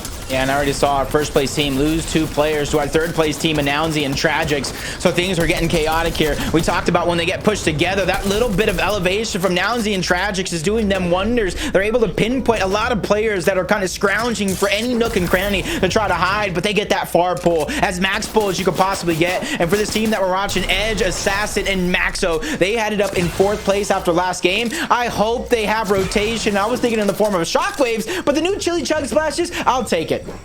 I'll take it indeed, and now they're going to be able to tactical sprint whenever they have the feel the need to, but first place is down here, folks. So with Edge 4, Assassin, Maxo now in the opportunity to take over that top spot. They know they have to have the most premier rotate of anybody else, as Nowzy, Except, and Tragics have already hit the rotates. They're already full forward ahead into the zone, but Nowzy down there in the elimination feed into Bobby, so they're running into trouble. This could be a big opportunity here for second place. Yep, especially since Nevify is going to clean that one up. Chili Chug Splash is going to be used. Shockwaves being dished out. They're trying to make their way into zone as quick as possible. And if you noticed moments ago, he got given 1 Chili Chug Splash. You saw 1 Shockwave. They're trying to give a backup plan for a lot of these players in case they get separated. And we talk about separation. Didn't mean to curse them, because right now Maxo's on his own. Shots coming from different angles. His teammate's going to get dropped. Tragic gets dropped as well. He's trying to do what he can to clean up these eliminations. And he knows a couple players are still towards the backside. He just doesn't know exactly where they're at. Except though still alive here. Maxo looks for the beams. Can he take him out? This would be massive for them in the leaderboards to take out the team right behind them, creeping up as well. So they're going to climb a little bit more. Notice how it's just Maxo and Edge 4, a duo of the trio. Tragic's down there in the elimination feed, now waiting for everybody to kind of fold here in the back end. Maxo running over to the right side. Can he find and this positioning here upon everybody else here on the left side, but now getting trapped out in the wild. First place now down. Initiative now complete. Do they have anybody behind them? I think third place is now down. So it's all about the creep up from everybody there within the top 10. You got a hammer because you hit the nail right on the head. First, second, and third place all go down. Edge 4 is going to get dropped as well. Nevify and Bobby and Crazy trying to take advantage of all the top competitors out of the lobby and go ahead and solidify themselves a win. There goes another elimination, but Webbs from last time, he was the one that almost took down the trio of Nowzy, Tragics, and Accept. He gained another end game, and he's picking up eliminations. This could be the difference from last game to this for him to get the extra points to bump up into first. Except is still somehow still alive. He's found his way, creeping under a porta bunker, and now it's all rotating here. 6 zone, 45 seconds, still continuing to close in. And now here for Duck, Blake, Respected. Now looking to earn this as they shockwave out into the front side. Now in the midst of the open. Duck left to his own. This is not a position you want to falter in. Pushes into the battle of Nevify. Nevify now down. But right in front of him is going to be Fazo. And Fazo goes down as well. They push in the full trio battle. And Nox is going to shockwave out and about. So they're able to take over this low ground layer for now. They have the shockwaves to continue to piece it about. But no other porta bunkers in the inventory. As everybody is now holding this layer. Shockwave sends them back out. Duck left in the open. And once again, finds him in the same exact position where High Ground rains out on top. He gets taken down, but you see the wonders he's trying to do. Throw that shockwave, interrupt somebody's game, but that was Milk Shicey to take him out. We have 4 teams left, Flash. We have 4 players. This turned into solo 0 builds for the game right now as Fear goes down to zone. He's going to end up in 5th place right there. Shicey trying to rotate in. He goes down. Carter's gets dropped. 1v1 for the game. 1v1, Accept has found his way from all cluster, all location, going down. Now left to 1 player remaining. A big hit, sends over the overshield. 20 HP left remaining. Accept now moving it and staying slicker and slicker and quicker, and he brings home the great shot. There as he brings it, 59 HP, a dream, brought it home from being a solo, left all about in the porta bunker, and then brings home game number 2's VR. I would have never have guessed coming into that last end game. 4 teams remaining, all of them being solos. That puts a different type of pressure that you cannot count on any of your teammates towards your side. You don't have any builds because it's 0 builds. It comes down to just straight mechanics and thinking in the moment. So you got to give a huge hats off for that victory royale. A hat off there for Tragic, Epson, and Nalzi. Thank you, boys, for that win. Now, keep that consistency rolling, and that's also going to be massive for them as all of the top 2-3 teams there fell early. So, Analyst Desk, what you got for us? What you breaking down here? Well, my dear friendos, let me go ahead and tell you what we got for you, all right? Let's go ahead and break things down. Let's tear down these barriers, get these walls going here, Panda. I know he's moved into a new house, but let's tear down some more of those walls and find out what you're thinking about. Hey, man, listen, the one thing that's coming to mind heavy right now is the impact of a little weapon known as the boom sniper. I think we saw it more effective in game 1 than we did in game 2, but we still saw it played out there in game 2. Now, these new holo chests that we talked about in the pre-show, that's the only way you can actually get them in 0 build without buying it with gold, right? So these holo chests, which don't take much, it just takes 1 key or 2 keys technically for the exotics, and you unlock this weapon. So now, once you have this weapon in your inventory, all you have to do is connect a shot. If you connect the shot, it does 10 damage, but that explosive damage that comes after that first shot is the real boom to the boom sniper. I like that. That was clever. And now, I may have misspoke earlier. I did say who's actually out here landing these sniper shots. Clearly, I was talking about me because I'm not doing that. But almost half the lobby is at this point. But there was one more weapon that we wanted to bring up, which was a Shadow Tracer as well, which also doing some work. Definitely doing some work. And the advantage to this is it's a silenced weapon, so you can utilize it if you're in a bush, if you're in some of the tall grass that we got to see in this zone. And it's actually going to mark out players for you, so you can then follow up with easier shots. And I haven't really seen that many players actually rocking it because there are other items, as you can see in, I think, Skullsy and Scav's inventory, like chili splashes that you can also buy, and that basically gives you this added boost to your speed. And if you do that well, you are in the tactical sprint form, you are zooming across the map, and a lot of players utilizing those in combination with shockwaves, you can just fly from one side of the zone to the other side of the zone. So crucial when you have situations like moving zones. 1v1v1v1, everybody's a solo. You need some form of mobility to get back in the game. You can see Skullsy using it here just to disrupt some other players around and pick up eliminations. That end game was so intense because usually in 0 blood fashion, we see a solo, and then a huge trio just dominating the lobby. But there, we were blessed with 4 solos left to clutch up for their teams. And me and Lash's prediction there, doing pretty well in the end game. I mean, y'all did go against the grain, which I can respect, but that doesn't mean that I like it either way. One thing I want to bring back up, though, is I believe, Panda, you were in our ear during the 1v1v1v1 when it came down to a 1v1. The words you said was, Skullsy clutches these, and I'm like, all right, bet. No, wait. No. War said that. Oh, boy. I said Xep wins this no matter what. And let me break down why. Okay. Xep had a health advantage. On top of that, now it wasn't much of a health advantage, but it was enough, right? The bigger part, he had a high ground position where it was more or less a right-hand peek off of the porta bunker. So Skullsy would have to fully expose himself to come up and turn around to take a shot, which is why he was able to just quickly eliminate him as he exposed his head in pretty much an instant fashion for Xep to pick up that elim. Okay.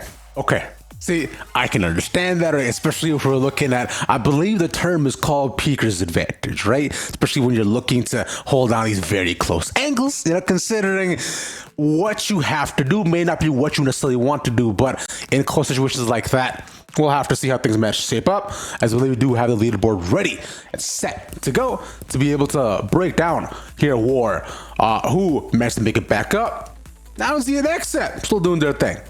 Hey, but look who's right behind that. My prediction of Skullsy, Fear, and Scav climbing up the leaderboard as well. I mean, I think it's just the top 3 showing amazing consistency at this moment. Obviously, except Tragic's Nounzy, their first game, they did fall a little bit early, only making it into about the top 10 region, but this next game shows that they're able to win games and they're able to get massive amounts of eliminations while doing it. We saw in the previous Zero Build Collegiate Trios Cup that they were getting 7-8 eliminations per game on average, but they would always fall down in about 8th or 9th place. They weren't able to maximize the placement points, but to see them make it to the end game, even as a solo, and just maximize placement points against other solos is going to be absolutely crucial, because we want to see them get as many eliminations as possible. I know Lash does because that's his prediction, but again, a lot more big names up on the leaderboard here.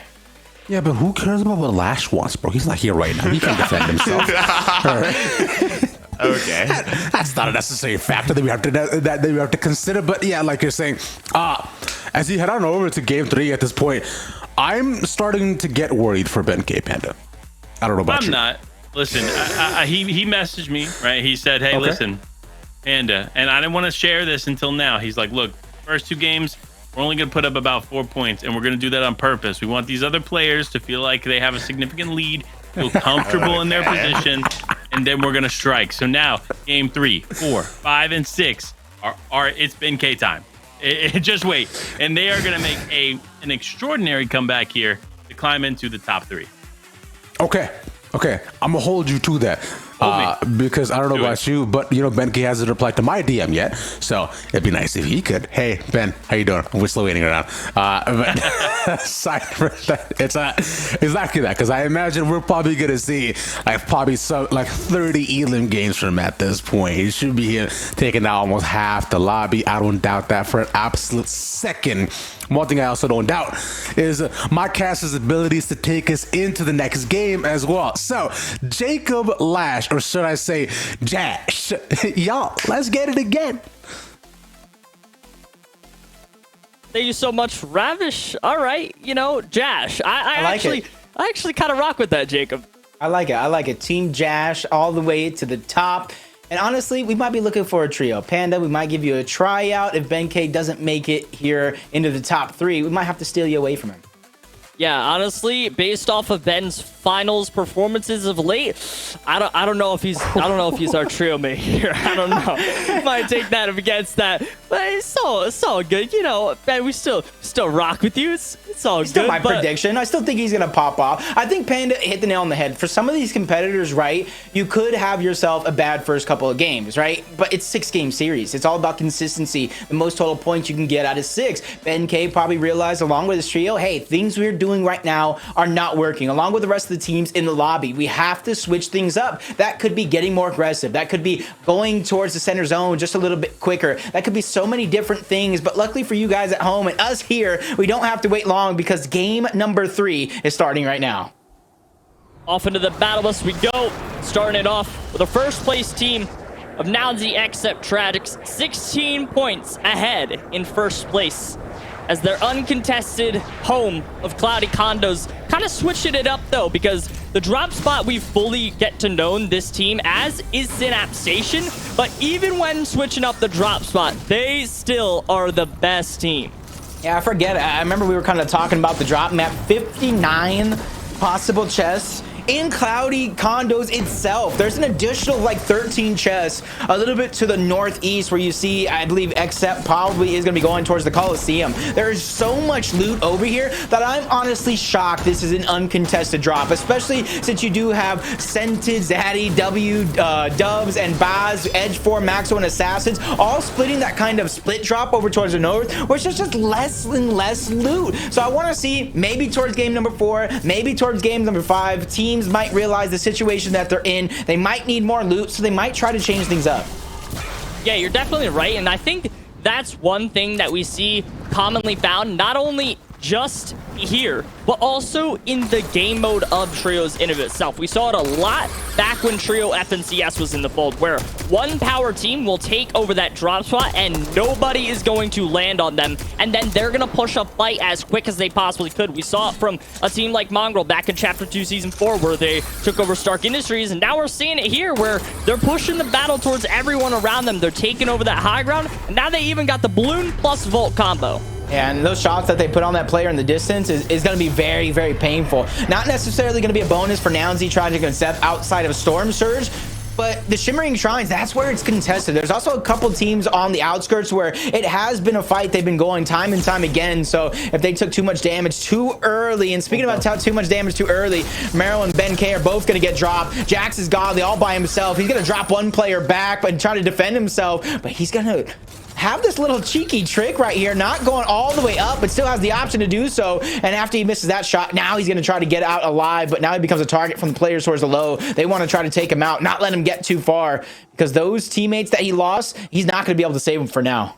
This is the exact same situation of what happened last game. Ben, Mara go down early. They get cleaned up. However, this time around, it's a bit different, as Jackie's is able to fully get away. But here comes a new team from the north end, and if they notice them, Jackie's could be completely done for. However, takes the sneaky spot around this tree, and I believe he's going to be able to get away at least somewhat, kind of creep around in the shrubs. And now it's all about like, all right, Jackie's, what's your next move here? Are you really going to try and go full steam ahead as much as you possibly can? Or are you going to kind of sit back here and wait for everything to go ahead, go before me, and then, you know, I'll take the back seat. I'll go over there and get the reboot card because he's still got some time. Yeah, I think we're going to get a little bit of deja vu play from last game where you saw Isayo kind of sneak in the bush, end up getting his teammates reboot cards. Even though they didn't necessarily make it far and towards the end game, they gave themselves another opportunity. I think that's what he's going to be able to do for Ben K and Maro that did go down early on. The zone's going to continue to push these players in, but it's not too far because you can see on the minimap, the Chromie Crossroads is just right outside of the zone. So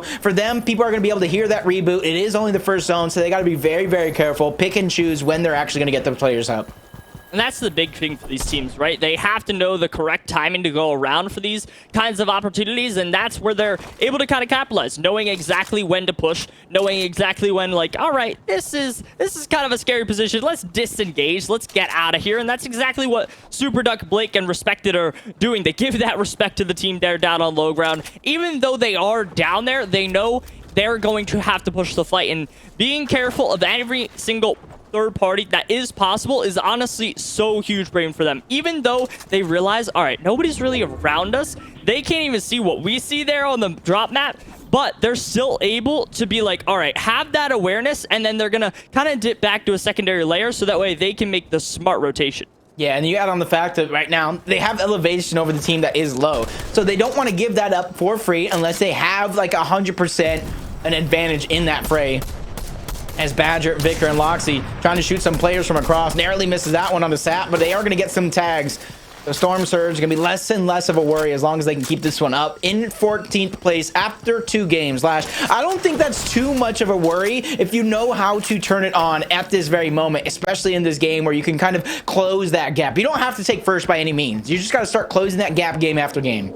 It's still early. Like, we're not even done with the first half of the tournament. They still have a tremendous chance to be able to climb up. I mean, it's a stat line we keep going back to, especially here in the game of Fortnite. Competitively wise, you are never out of the race. You can easily come back with a big game, no matter whether it's the second game of the tournament out of 12 or whether it's the 11th game out of 12. You literally can make a big move and a big momentum switch almost any point of the game. It's just a matter of whether or not you get the mentality to do so. And I'm taking a trip down memory lane real quick.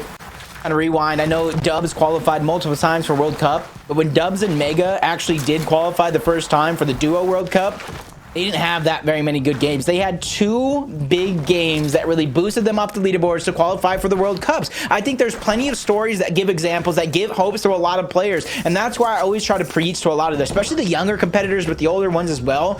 That mindset is absolutely everything coming into these tournaments. You can have 3 bad games, but you can have 3 phenomenal pop-off games. I know I use World Cup as an example, but what about Malibuka Merstash from EU last FNCS? Anything is possible in Fortnite, and Lash, we are kind of examples as well.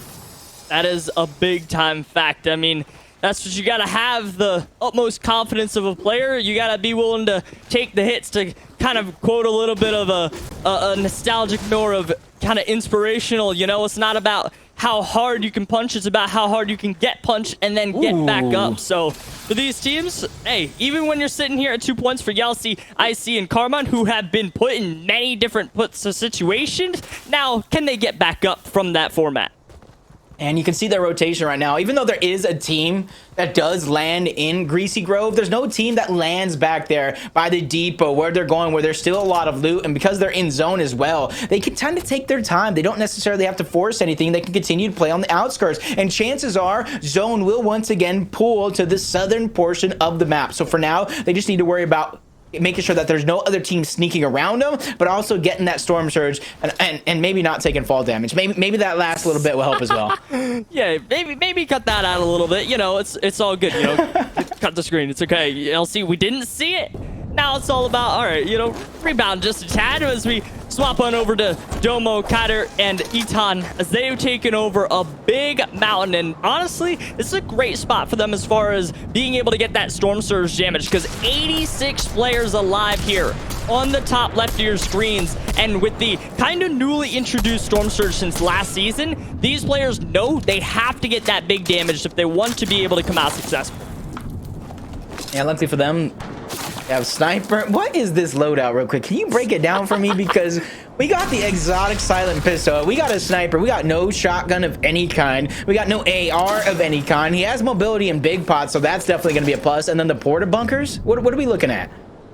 We're looking at more so of a long range kind of player. That Okay. This reminds me of like a Thomas HD kind of loadout, where you're just kind of out there and you are the specifically like, yo, get some tags for us. We'll take care of that short range combat, and then we're able to, you know, bridge you, bring back up. You know, that's what a team's for. You got to have those different separations of teamwork, so that way they can make the dream work happen. And honestly, utilizing that exotic silenced pistol, I think it's going to work well for them, because they've already, from what we've seen there, just in that 30-second split, they were able to get probably about 200 damage. Yeah, and you can kind of go from one unorthodox loadout to another one where all he has is a hammer burst or hammer AR, but he has 2 different variations of splashes. He has the shield keg and he has the porta bunker. This being trios, it allows these players to carry different loadouts to kind of pick and choose what the team needs. But I don't know, without having Blake alive, that's where I begin to kind of question this unorthodox loadout. If it was actually trios where you have another player that can pack a punch, as you see him bypassing the prime shotgun as well, I would kind of agree with it. So I'm very interested. I'm invested. Let me just say that. I'm invested to see how this one's going to play out for this team. And it's kind of interesting because Blake has primarily been known, based off of the last 2 games that we've seen, to be that kind of fragger. So them not having that big up-close kind of power, it puts them such in a very rough position. And that's the same story we're seeing across from many of these players. Not only zone, but also loadout coming into play. As you can see, Busa, Duxie, a duo out of the full trio. Still out here on the edge of zone. Granted, they're able to find a decent spot to be able to kind of rotate around. Maybe they take a boat, but out here in the water area, it's a very, very scary situation. And if you get caught out by a team, you best believe that they are pushing. Yeah, and right now, I don't see that team in the minimap really looking behind them just yet, but sooner or later, they are going to. But this is where you kind of see, using those splashes, making sure to get them tip-top shape. You don't want to leave those behind, then picking up the splash. They spot that team that is in front of them. That's where they're going to pick and choose. Do you continue on foot? Do you use the boat? I like the foot play. You don't want to give up your position with the boat. You want to stay as far back as possible. And then I didn't see Duxie's loadout to see if he has any extra white heals, but if he does, that's going to allow them to stagger themselves in zone, make some damage, so that way they can pick and choose exactly where they want to position themselves at. That's a great staggering play as well. 300 damage above Storm Surge here for Busa and Duxie, as they're just on the brink of the zone. kind of He's next to him. scoping out their area as there's a team just to the right taking off to the skies. Hopefully they don't get noticed like we mentioned earlier, because that could definitely rain bad for them. However, for Nowsy, Tragics, and Accept, my team here, they're playing around like, all right, you know what? Nobody's taking these power positions. We're going to do it for you. Yeah, this allows them to kind of get that elevation with the high ground. Narrowly missed shot there. Back to back, looking good as can be, but they're still tagging up a couple players. 1,100 above the damage threshold. Storm Surge, not going to be a worry for them, but you know how they play. You predicted them for a reason. They like to get aggressive. Now the choice is theirs. With zone moving in, they can get aggressive onto that player, making sure they get the elimination, or they can stay where they're at, continue to shoot backside of zone, but that double revive, if they don't keep that pressure up, if they don't break these builds, that revive will come to fruition. Big shots coming down. Waiting for that second snipe. Just missed out there for Nowsy. They're looking to break the walls down. Hopefully get them left out in the open.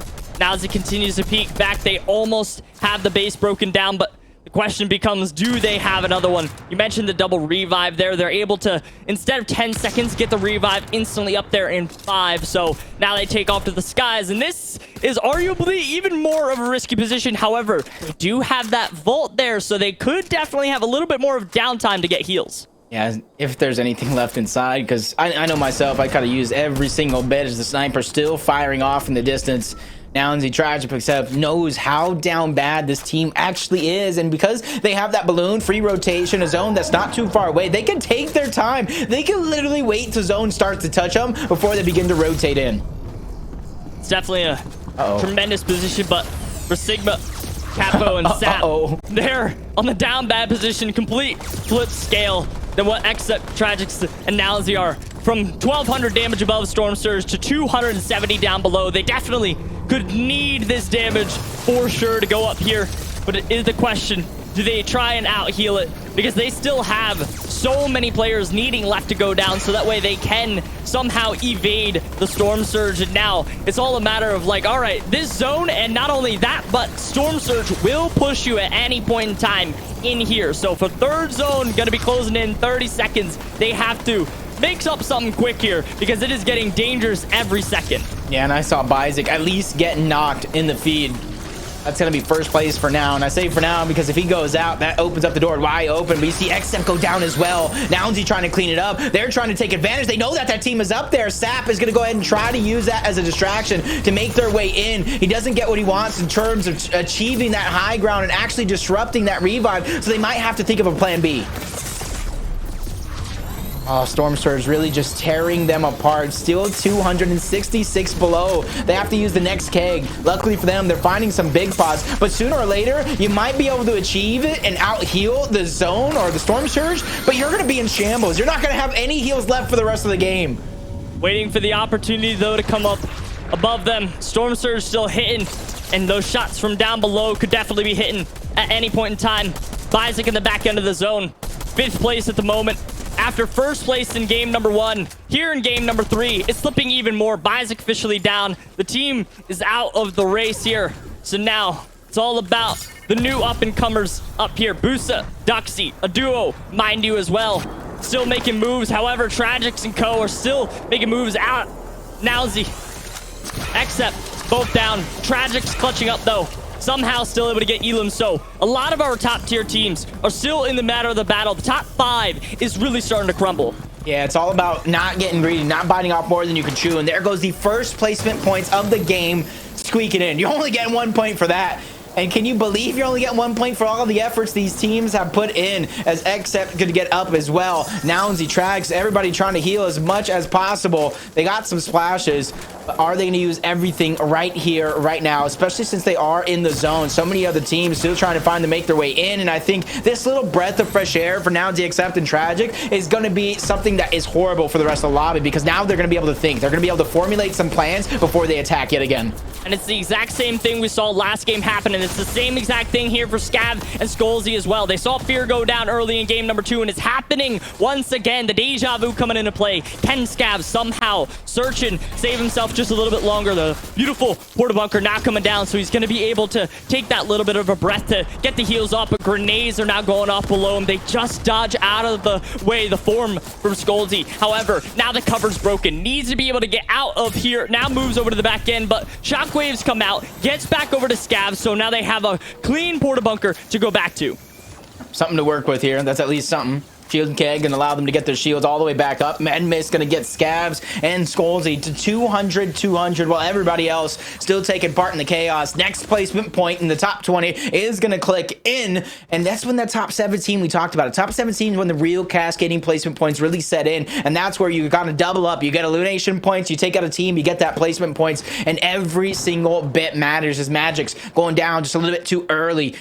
And that's Leroy going to be able to clean that one up, as so many teams are still on the outskirts of the zone. They still got so much work left to do.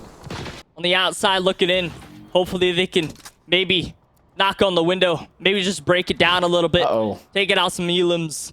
Because now they're just creeping, waiting for the zone to go around. There's still plenty of players waiting to rotate, and now shots continue to connect out. They're pushing the battle. They have no patience out, and Skolzy and Fav make them feel the punishment, as that's 2 quick elims for Skolzy and Scav here in the back end. That's number 7 on the leaderboards for them. So now they have the loadouts, the fruition to continue to make it work. But now their next worry is getting into zone here, because there are so many teams now waiting for the teams in the back end to continue to rotate here. So Skolzy and Scav have a long road ahead of them.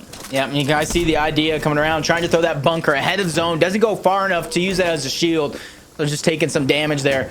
Trying to think outside of the box. Top 17 cascading placement points are going to begin. This is where these teams that might be just a few points down can pick up the extra placements, as Devify, Crazy, and Bobby. They know another team is down there. That's Suzy. That's Jarvis trying to shockwave in towards zone. They don't get too far though. Instead, they become a target. That's going to be Suzy who goes down. Jarvis left by himself. Another shockwave to try to create some separation. He's going to get out for now, because as a solo, you know everybody's hunting him down. Hunting and running and gunning. It's Devify, Crazy, Bobby, after a unfortunate game number 1, then a little bit more of a rise in game number 2.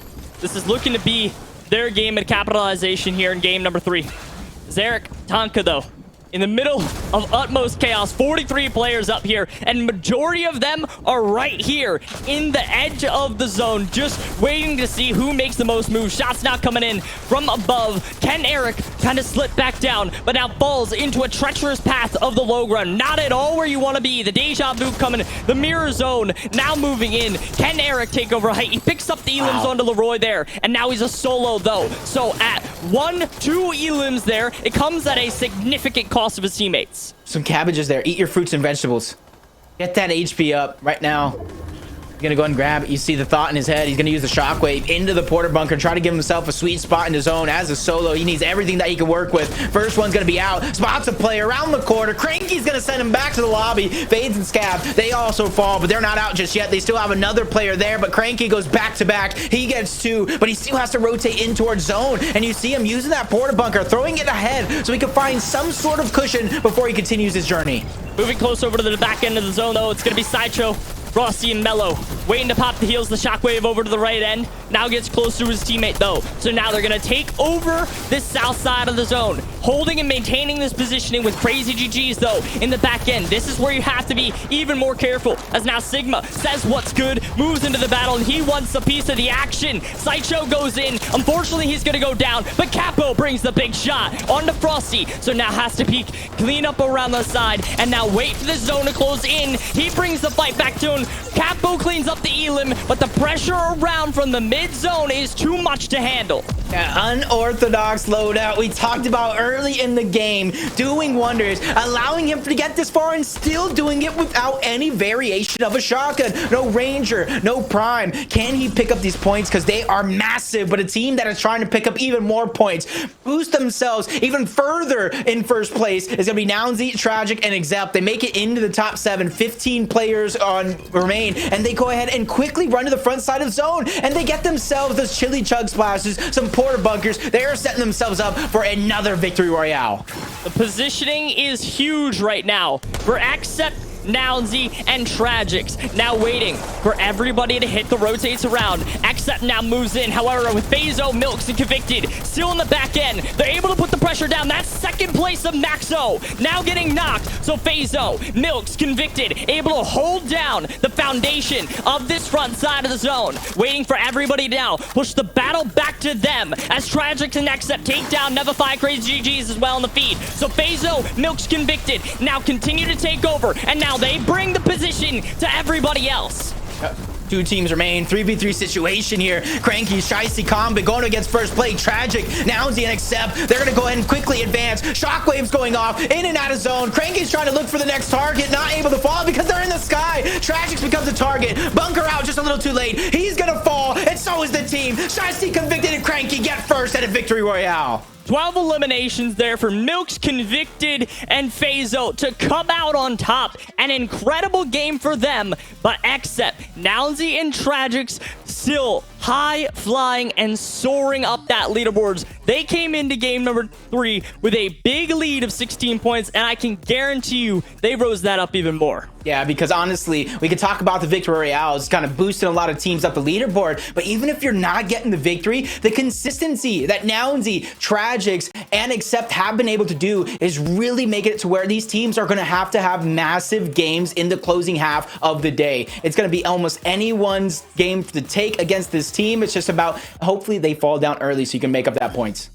Absolutely, but after all of that heated action throughout the first half here of the October Fall Collegiate Cup here in Zero Build, we're going to toss to a quick break, and we'll be right back.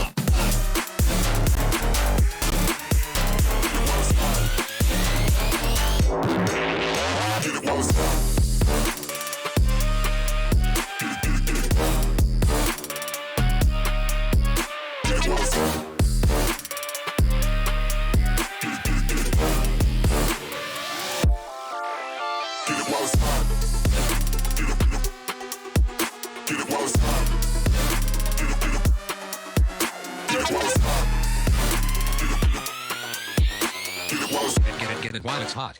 Cause in another week it will be not.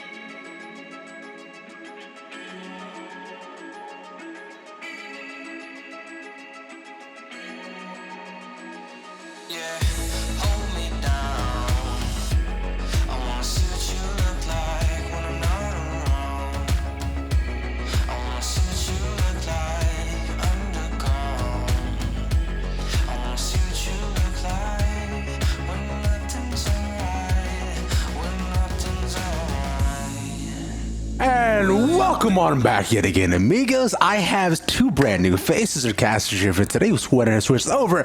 I do, of course, have Lash by my side and nobody else. That's no one else here. Thank you very much. Appreciate it. But You can't see me. You cannot see me. And the way some of these guys are playing. Yeah. I was like, I can't see the way some of these guys are playing because these guys are playing fantastic. This is 0 builds, and the way these guys are being able to save and use those port bunkers at the right moment, I swear they're just boxing themselves up. At a certain point, you would think that we be building out here with how many POIs under contention of just holding on to the strongholds they got. You know, I would say we're playing King of the Hill, but we all know who the king is. Of course, Ben K here, Lash. Yeah, that is just not true at all. You know, my prediction, of course, once again, is doing the best here. Nowzy Tragic except one of the teams there that made it into those final moments. And honestly, it was just all about consistency. That is what is reigning in for these players. And there's a reason why we're seeing the same exact, like, deja vu, like, kind of storylines. They're doing the same exact thing. Some of them really good, and some of them just unfortunately falling into the same exact depth that they did the game before. Yeah, and honestly, with that team, it just almost seems like they have their strategy set in stone. Yeah, the zone might pull different ways depending on the game, but they're always seemingly trying to take advantage of that team that lands just north of them in that split drop. They're trying to go quick and they try to go fast. I don't even think they loot all of Cloudy Condos. And at a certain point, there's no need to, right? As long as you got a couple of bullets, maybe some stuff in your artillery, and of course you can make sure, and of course, some sort of escape options, you should be a-okay to go.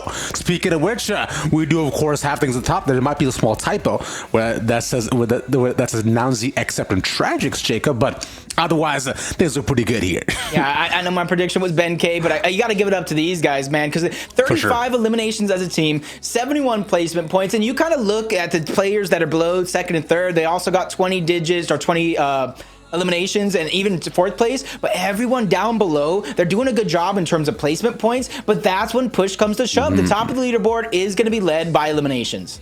And that makes the most sense because elims are what you need in this wonderful game of no builds. But let's waste no more time to hand over for our casters. I want golf claps all around since we have War and Panda, or Par as I call them.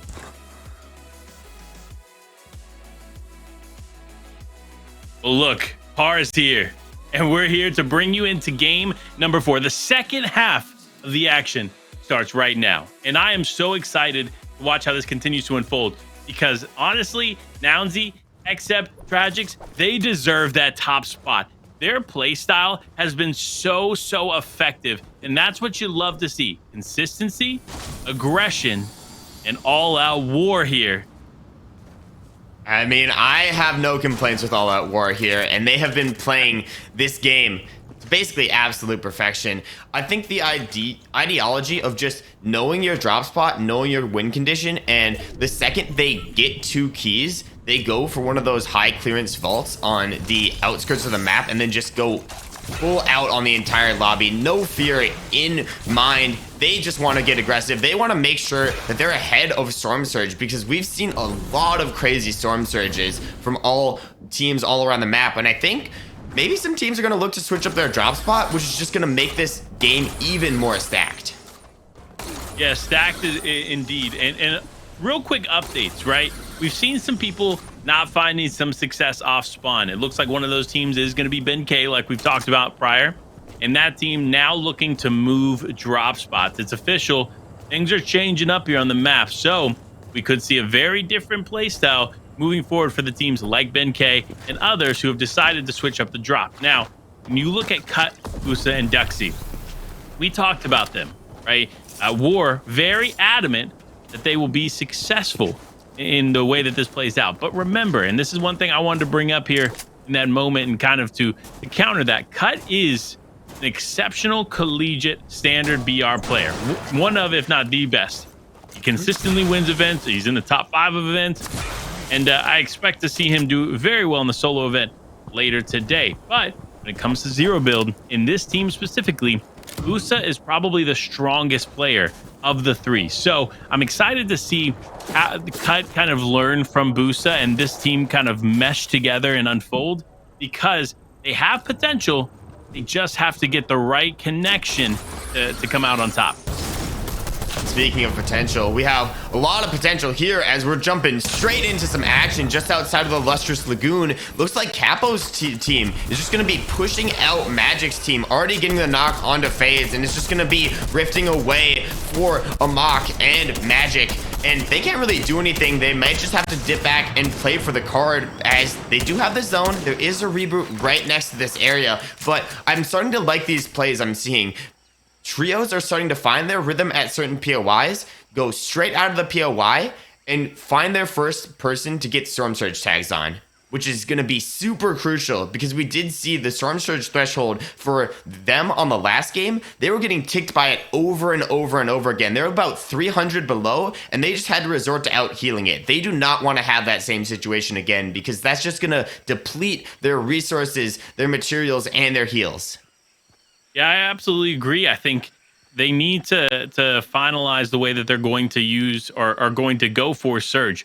And remember, at home, Surge is this mechanic in the game that basically allows for the lobby to dwindle down more based on the amount of players left in the game. So if there's more than 70 players in Zone 3, then Surge will be active and it'll start ticking away damage on these other players. But now we switch over to Ben K, Jack is Godly, and Maruk. This team we talked about just moments ago, switching up their drop spot. Now they're over at the Mushrooms. I actually kind of predicted this behind the scenes, I'm not going to lie to you, because I know Ben K loves this drop spot and finding some early success here. Huge tags to start this fight. Going to be able to take out one, but now, will he be able to finish it? That's the question. Will he be able to finish it? And sort of learning from the playbook of Frosty, Mellow, and Psycho by taking this fight here, and they're doing a great job of it. They probably have started to learn that when this team on the outskirts gets pressured, they tend to just run away, get out as soon as possible. And if they have a team like that, it's just free surge tags and also maybe a couple eliminations. You see how far away Yeltsin is in the distance, but for Karmon, you might need to start running, sir, because you're on a sliver of HP and Ben-K is lurking in the distance. I mean, and one thing to point out here is he is using everything in his arsenal to get these eliminations. He knows how far behind he is collectively with his team, so he's going to need every single point on the board so he can get back into this leaderboard. Now, one thing I will say, the question that kind of looms over this entire situation, will he pull it off? Will he prevail in this full push to climb back up the leaderboard? I don't have the answers right now, because 7 points is not a lot to work with. However, this team knows how to come back, and they know how to come back, or we've seen them actually come back from larger deficits than we're seeing right now. So, NK, Jack is Godly, Maruk, now's your time to shine. This is definitely their time to shine. I mean, they've already gained 2 eliminations, which has shot them up the leaderboard at least 1 to 2 places already. And with top 20 being the prizing for this tournament, 23rd place is not a bad position at the moment. They are definitely in with a lot of potential to pop off here, but a team who's already in the prizing, maybe looking to get some more of it's going to be Fearful and Gunopoly. They've lost Janman already, and now Fearful might just have to escape, fear for his life in this case, and there he goes, straight down the mountain, not even worried about the reboot cards at the moment, because his life is more important. It is, and being consistent, just staying alive, that's going to be the name of the game for a lot of these teams, not just Fearful, but in a position like this, he does have everything he needs to just kind of play this out as a solo player. You see the med miss in the inventory. You see him hiding behind the rocks. He's out of sight. And as long as he remains out of that line of sight, the other players should be able to find him. Now, the question is, will he go for his teammates?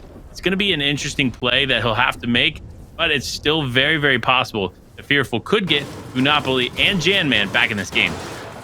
And the thing I want to point out real quick is the position he put himself in, he actually has to rotate, swim all the way around to the right or to the left about 300 meters to even get back up the mountain, because he doesn't have any mobility to climb that hill. Usually in a standard build mode, you'd be able to climb right back up, but no, you have to take this roundabout way. So maybe a little bit of an oversight in terms of getting the teammate's card, because he's going to have to rotate a bit early here. But Capo already making some rotations to their strategy.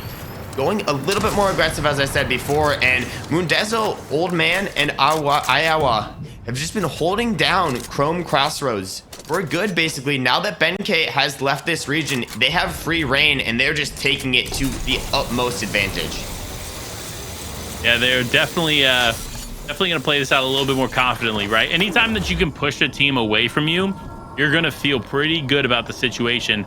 But they're on the hunt. It looks like they realize Super Duck is chilling in the gas station. Oh, wait, maybe they don't realize he's here. They're going for the hollow chest, and now they're just going to play out around this. But, oh, they realize players close by, so they're going to use some of their resources to try and figure out where these players are. Now, though, they mark the wall. You see Moon just trying to get in there. Fortunately, not going to be able to connect any shots. Now does huge 87 tag onto one player. Moon just trying to get any shots that he can. He does get the knock onto Respected. Gets another knock there onto Super Duck. And these two are down. Mundezo sort of doing it all in that situation, taking all the damage, but it doesn't matter when you can have the shots to really follow that up. Two are down. Now they're desperate, looking for that third elimination, another potential point on the board. They have a ton of resources in this gas station, as well as those hollow chests around them to sort of recuperate their inventory. But for W-Dubs, it's gonna be no inventory for them. They get taken out, completely run over, out of Jonesy and out of this game. That is tough to see, very tough to see. But looking at the way that this is playing out for these teams, I'm not surprised. Now, what's funny, right now we're watching Loxy, Vilka, Badger. Going into this game, they found themselves in 9th place. Now, that's a top 10 spot. But this is not a team that we've been really looking at as a top 10 team. So I'm excited to see them continue to perform well. And my curiosity is kind of speaking right now. Will they be able to climb into the top 5 and maybe even the top 3? I think it really comes from that drop that they're dropping at. They're actually going to be on the northeast side of the map, just dropping at a gas station, some ruins, a house on the outskirts, and they utilize the knowledge of where the players are dropping around them to start going aggressive. But Old Man still going aggressive here, finds one body. He's going to be able to get that knock, and his teammates are already on the move. But as has seen the feed, Ben-K getting knocked as well. So a lot of action happening. These teams have realized this surge threshold is not going to go away unless they get active. So we get to see potentially a lesser surge this game, but a lot more action in these early phases. Yeah, and I think we're going to see as these games progress. Once we go into the final 2 games, these players won't have much left. They won't have too much that they can do, right? So they're going to have to push. They're going to have to be aggressive. And that's what we're seeing already start here as Cullen Mills ends up going down a player there in the distance. It's actually Maxiel Chin going to be able to pick up the knock, but will they be able to pick up the full elimination? That is yet to be seen, because it looks like it's a very tough position to find himself. Now, though, Old Man, Moon, and Awa, yeah. Listen, that's the name, folks. I'm going to call it as I see it. So, 2 a.m. Old Man now taking shots there at Saucy, who does have quite a bit of cover, so it's going to be very tough for him to connect any shots. But now some shots actually connect with him. Now, look at this damage. 2,100 damage above the threshold. That is kind of unheard of at this point in the game. But we do get to see a lot more damage getting above the threshold here, because we have weapons like snipers, like those new Evo Chrome burst rifles that can pack so much of a punch, and snipers can, with a single shot, hit somebody for about 275 damage. That's some crazy effect you can have on the lobby to get you massively above Storm Surge, just like Busa is. But I was gonna add in Duxie and Cut, but it looks like Cut's gone fully down. Duxie's left on a sliver of HP, and the pressure's already coming through. It's all gonna be on if they can get this revive off, and it looks like for just a moment this pressure has stopped, and Boost is able to get back up. The shield cake's gonna be coming into play, but with only one more port left, they don't really have much utility to stay in this game. They don't have much left here, as Boosta now just trying to survive. Duxie does look like they're going to be taking a little bit of damage there, but fortunately does have the chug splashers, does have the keg, and that's going to be enough to keep them in this game. Now, though, one player still needs to go down before this surge disappears, and it's not looking like it's happening, because none of these players are taking the fight. So what that means to me is that the one player that's still alive, that may be under the threshold, is probably has heals or has something in their inventory that's going to keep them alive in the interim. So I'm interested to see if we can find that player that's below the threshold. But now, Nevify, Crazy GG's, Femboy, they're here. They're on the hunt. They hear players close by, but they don't quite know where they are. It's just one elevation change, and Nevify is in the fight. But it's kind of interesting. You see Lustrous Lagoon, this new POI shift that we've seen this season. It's not necessarily the easiest POI to fight at. So Nevify being a little bit more patient is probably the play here, but we'll see how it ends up playing or faring for them momentarily. And the dangerous thing is Capo's team, the team that actually drops here, has the high ground on this POI. And because Nevify's team decided to rotate through this POI, that means that they either have to, actually they only have one exit unless they're going to shockwave themselves up to high ground. They only have one way out, and Capo can look to hold that team out, but it looks like Scav and Fear are going to be trying to get held out of the lobby. A ton of pressure from the teams around them, and it looks like we found the team that's under Surge. It's going to be Yelzy's team right above, so this could be potentially dangerous for Scav and Fear solely because they're down a teammate, they're outside of zone, and they have teams that want to get active around them. So many teams getting active here as the threshold has now disappeared. But Scav and Fear looking to try to connect some shots onto Yelzy just above. And honestly, it's either they're trying to connect shots or they're waiting for them to rotate so they can begin to rotate. Because here in Season 4, these new balloon structures that are floating there are basically like a stationary launch pad that's elevated way into the sky. So they're so effective for rotating, especially in zero build. And that might be just what's running through their head, what's running through Capo, Sap Games, Sigma. The only thing running through their head is survival. They're just trying to stay alive here, as so many teams are just positioned, ready to go on the edge of zone. And now Capo going to be able to get into these tall grass and potentially survive for a little bit longer. And the great thing is they just had to slide down the hill of the Lustrous Lagoon, and they were right inside of zone, as well as being able to predict exactly how Crazy's team made that rotation. They knew they had to come out through the one entrance on the west side of Lustrous Lagoon, so they're able to pressure them, have them take all the lobby focus, and then rotate immediately afterwards. And you can see just from Nevify's heals at the moment, his white HP is on about 30. They're not that healthy, and that can allow Capo to potentially have a sneaky play coming. Sneaky Blaze could be inbound, but for the first place team in Tragic's Nounsy Accept, they're just looking to get more points on the board, and it starts with an elimination potentially on the Loxy, and there it is. Another elim now added here for Accept. That makes 5 here in game number 4, which is a huge start to the mid game. So I'm excited to see how this team is going to continue to play this out, because this could be the highest elimination game thus far for this team, but it's all dependent on them surviving.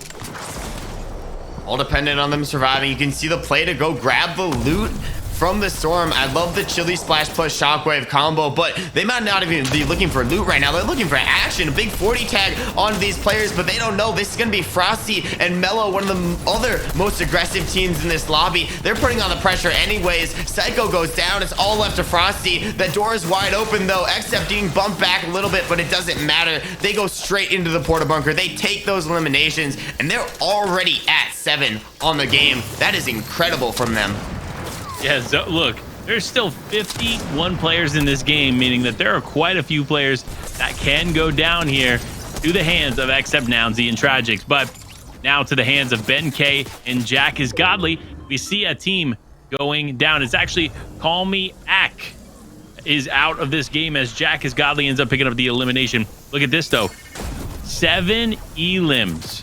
What a start here, coming back in this game. It is, in fact, comeback season. They switched up the drop spots, they changed some things around, and now they are finding a lot of success here, over doubling their points. And one thing to note too, the team that they were fighting in the elimination feed is now very, very active. They could end up going down there, but regardless of the case, we see so many teams still in this, fighting to hold on for just moments longer. And honestly, I can't put a finger on any particular team having an advantage in this game thus far.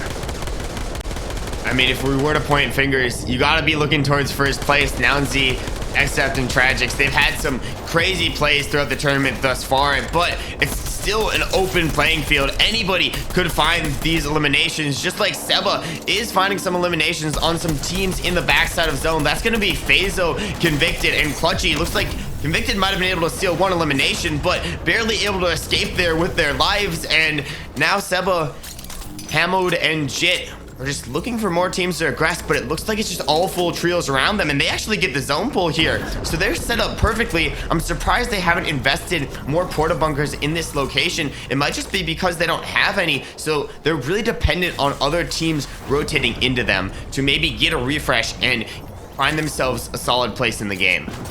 A solid place in the game. Will they find it as he finds a solid shot in the game there, as FaZe is going to get the knock. He's going to go ahead and push forward, aggressively going after this team. Does end up shockwaving away, so they are going to lose the knock that they just had. But I don't see a chance where this team is going to be able to pick up their teammate because of that situation. Now, there it is. The knock comes through into a full elimination there, and fades some points on the board.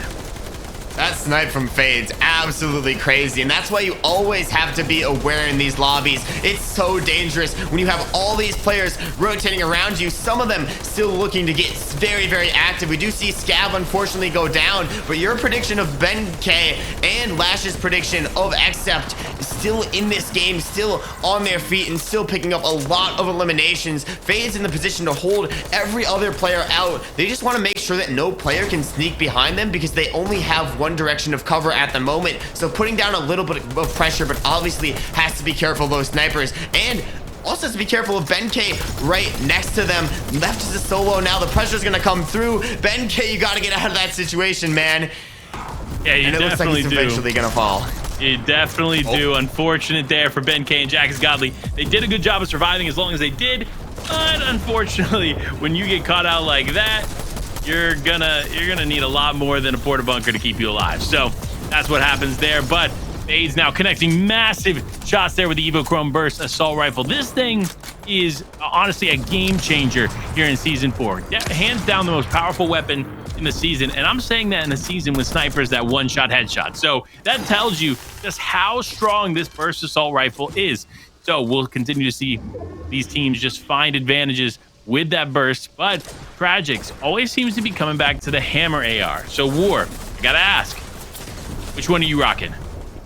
Personally, I'm rocking the hammer AR, especially in these game modes, but these game modes look to be getting a lot more crazy. There's going to be a 3v3v3v3, and now on to just 3 teams, 3 players left, and it's just going to be absolute chaos. Tragics picking up eliminations as well. They're on 14 eliminations at the moment, and they're looking for some more. A mock right in front of them. Their eyes are set, and that's just going to clean everything up. They finish out the game. They're out of lobby, and they claim that victory royale.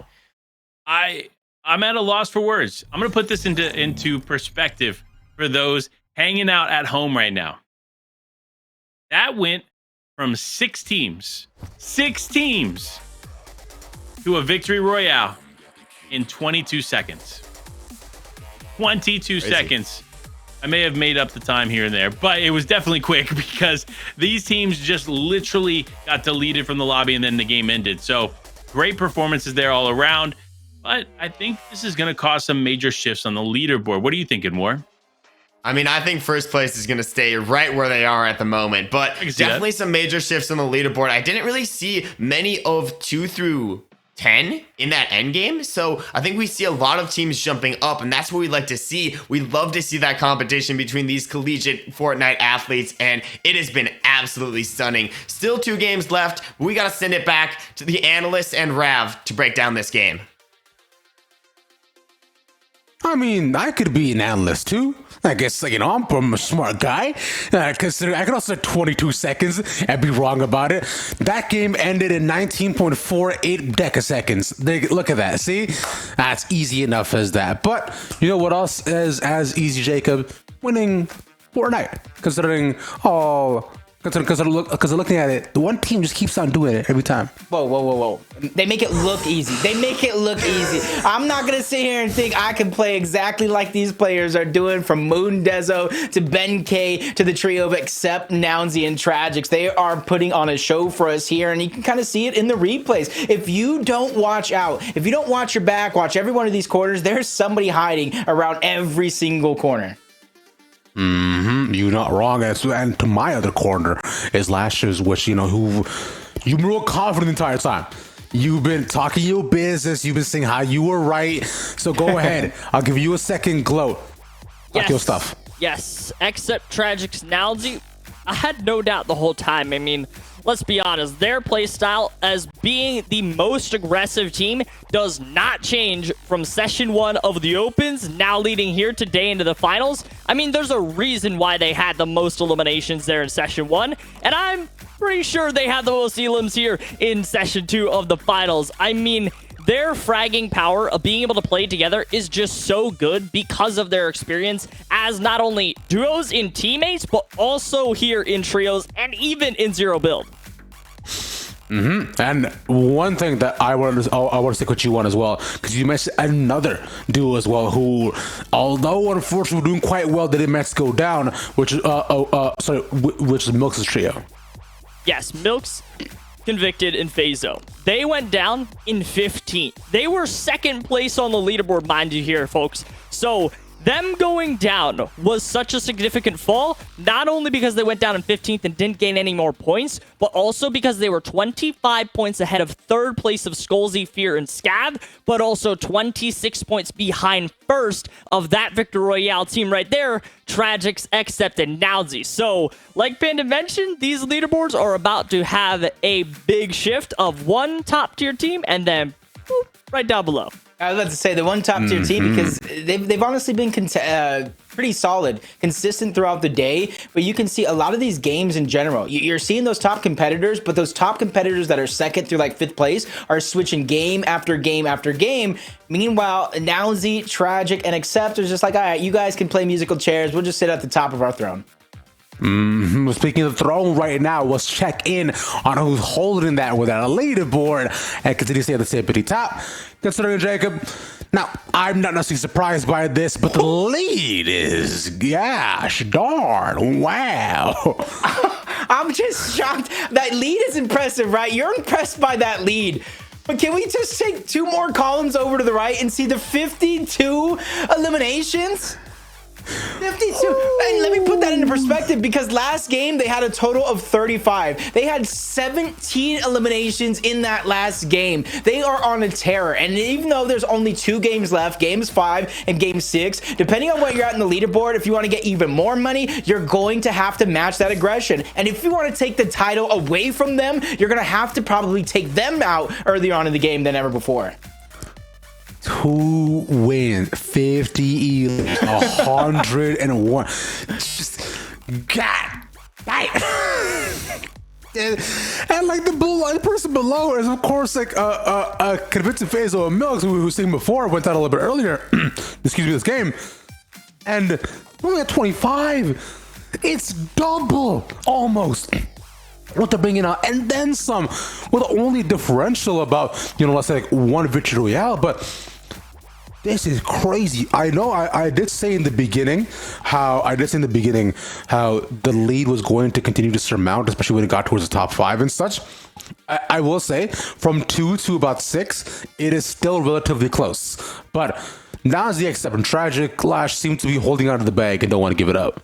Yeah, they're holding on to that mighty top spot, and it's all about the transition of everybody basically below them, because that is such a surmountable lead here heading into the final 2 games of the day for Zero Build, and the fact that nobody really has much of a chance unless they have a pop-off game is just incredible to watch. I mean, we saw a couple teams there, though, Jacob, that also had a pretty big game, so maybe that's a team to look out for?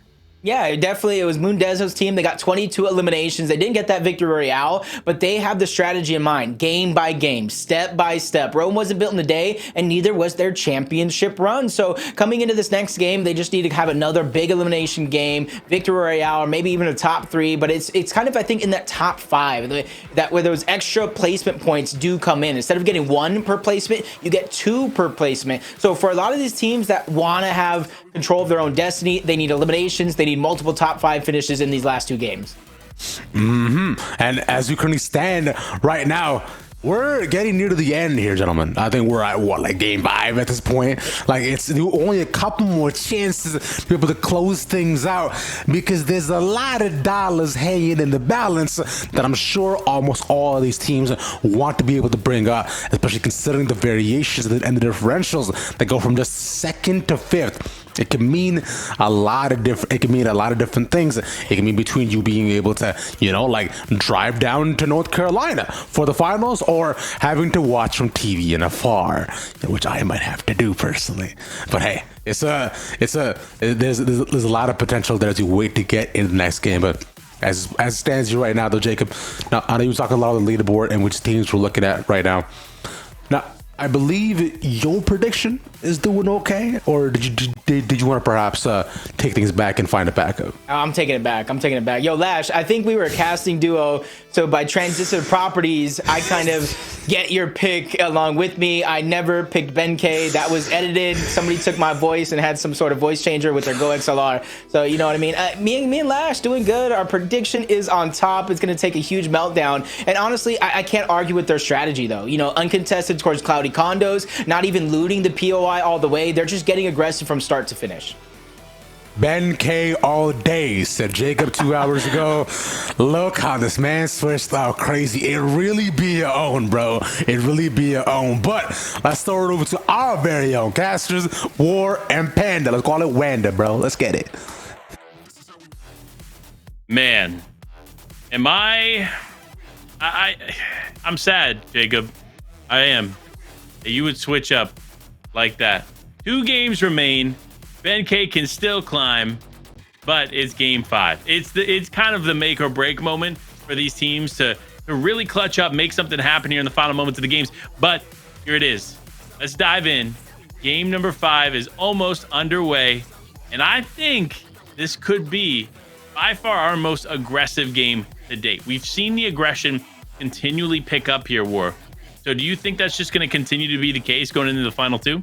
I think there's a ton of compounding factors in this penultimate game that make it so all of the teams we're going to see going aggressive are just going to go even more aggressive. Nounsy, except Tragics, they have such a lead at this point that they're just taking players out of the sky. They beam Duxie fully out of the air. That's not even the same POI, not even the same drop spot. And already they have this first elimination on the day. But you also have players like Mundezo's trio, 22 eliminations last game. They had a slow start going down, I believe in last place on the first game, but now they've been picking it up.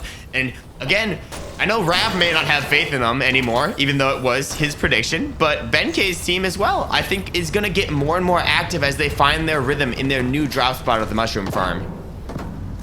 A new drop, new time frame. You look, I'm going to say this. A drop switch is probably the best thing you can do in a moment like that. If you're not winning your original POI, you have to make a change. Ideally, you make that change before game 3. But game 4 is still a good time to change. Now, I think a lot of these teams are now realizing, okay, like let's take this team, for example. Lil Domo, Eton, and Kadar. This team has 30 points on the board. That's still top 15. So that's not bad. But they want to be top 5. They want to be top 2, maybe even top 1, right? What would they have to do that? Going into this game, though, first place, 153 points. That might not be achievable. But second place, 88 points. Third place, 81 points. Fourth place, 76, and so on. Which tells me that the second through 10 is up for grabs. And these players now have a unique opportunity to take that. It's just a matter of how they play these next few moments.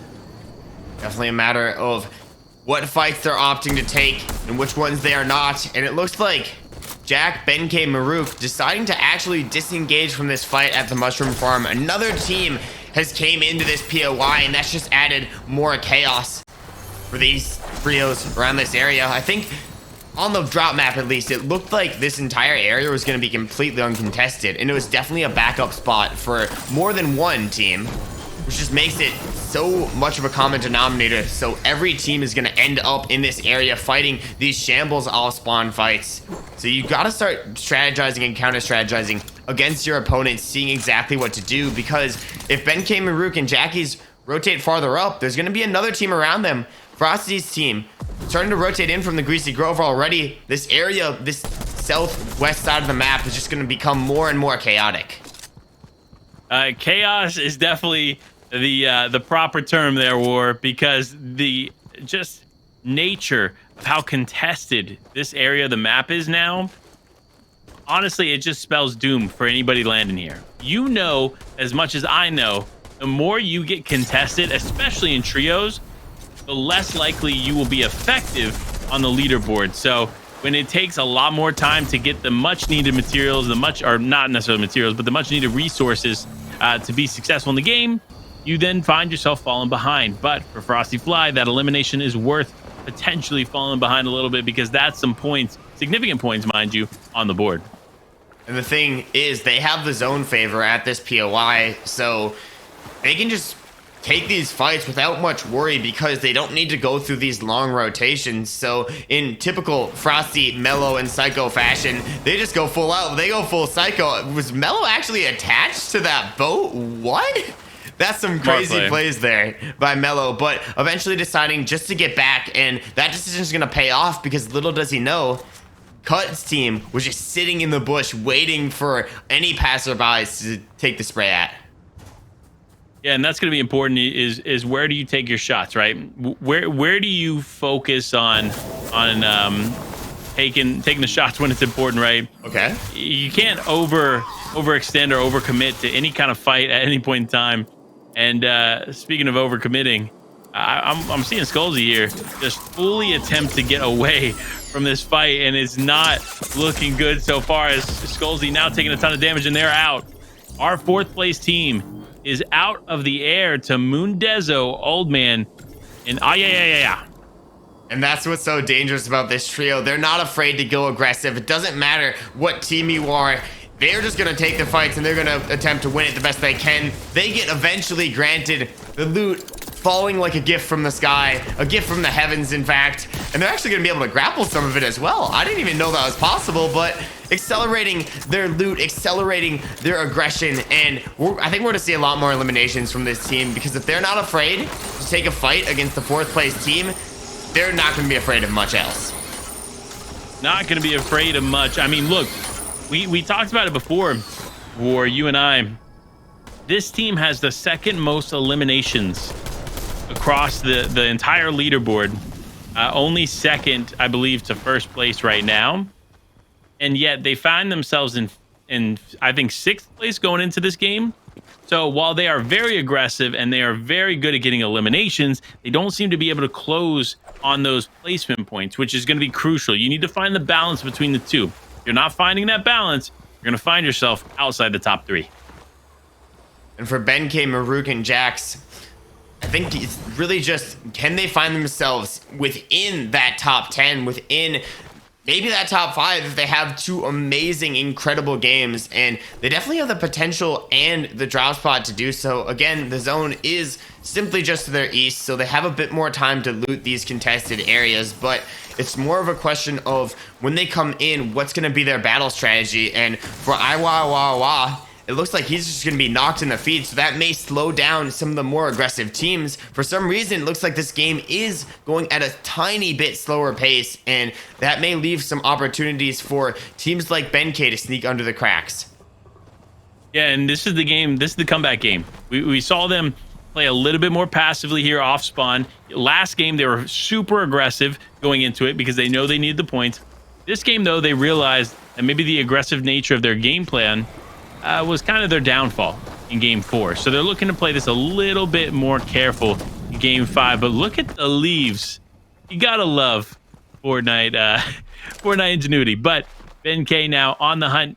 I think he realizes that there's a player not too far away. So it's just a matter of connecting the shots on that player. And there it is. Huge stacks come through. The overshield is now depleted. And it is all up to Ben K here with his team to finish up this fight. But now, knowing that being in Storm is not necessarily the way to go, he is looking to play this as much or as close to the edge as possible. But no, as I say that, Ben K now in it, in the thick of it. He wants it. He is hunting for this other player. This other player is hiding somewhere, but Ben K, unfortunately, not going to be able to find him as he has creeped right behind the hill. Such a smart hiding place, but that hiding place has a timer. Hide and seek can only last for so long, and for Ben K, it's just about, will they be able to find this player before it takes too much damage on their HP? I have no doubt that they're going to be able to finish off this elimination, whether it be to Storm or to some other factor, and they do have slurp barrels and mushrooms all around to regenerate this HP, but it's just, can they find the elimination? Because they're gonna keep waiting more and more for it as time goes on. It looks like Jit has been able to escape, and unfortunately Ben K, actually Jit goes down, and unfortunately Ben K is not gonna be awarded that elimination either. He's not, but listen, eliminations are taking place over here, and it is, oh yeah, over here taking out Aw2Fly, and now 7 Can Man 7 on the back foot, running away from this team. And this team is, again, one of the most aggressive in the lobby. So if you're smart, which Can Man clearly is, you're going to get away from them.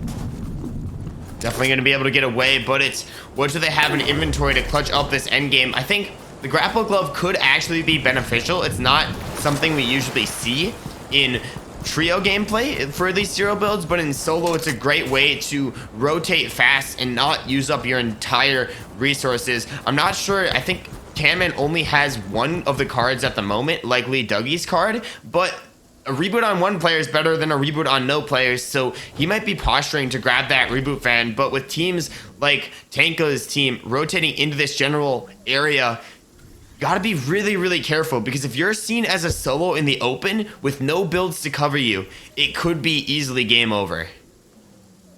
Yeah, game over indeed. But teams like EricBot, Websys, Mamoru, they're just going to focus on positioning. You see 0 eliminations on the board as of right now, but their loadout is pretty nice.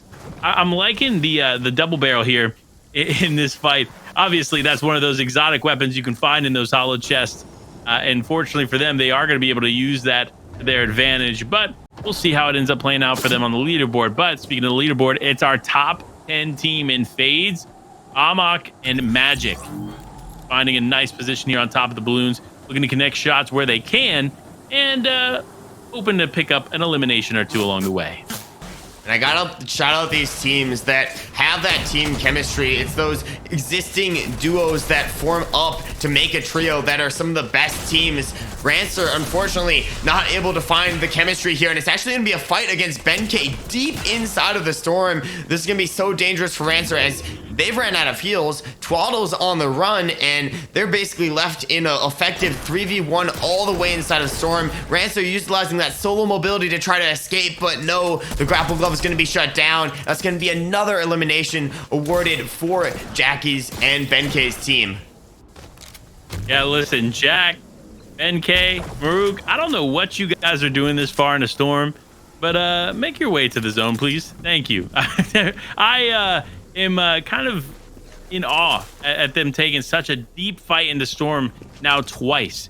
But, you know, listen, I think they realize they need as many points as they can, and those seem like the easiest points for them to get. Now, Jack is godly, though, going to be rotating potentially into another team, so that could be a fight ensuing there momentarily. But Edge4, nice position here on top of one of these nice vault structures, just looking to connect some shots, and the sniper almost connects there, but not going to come through.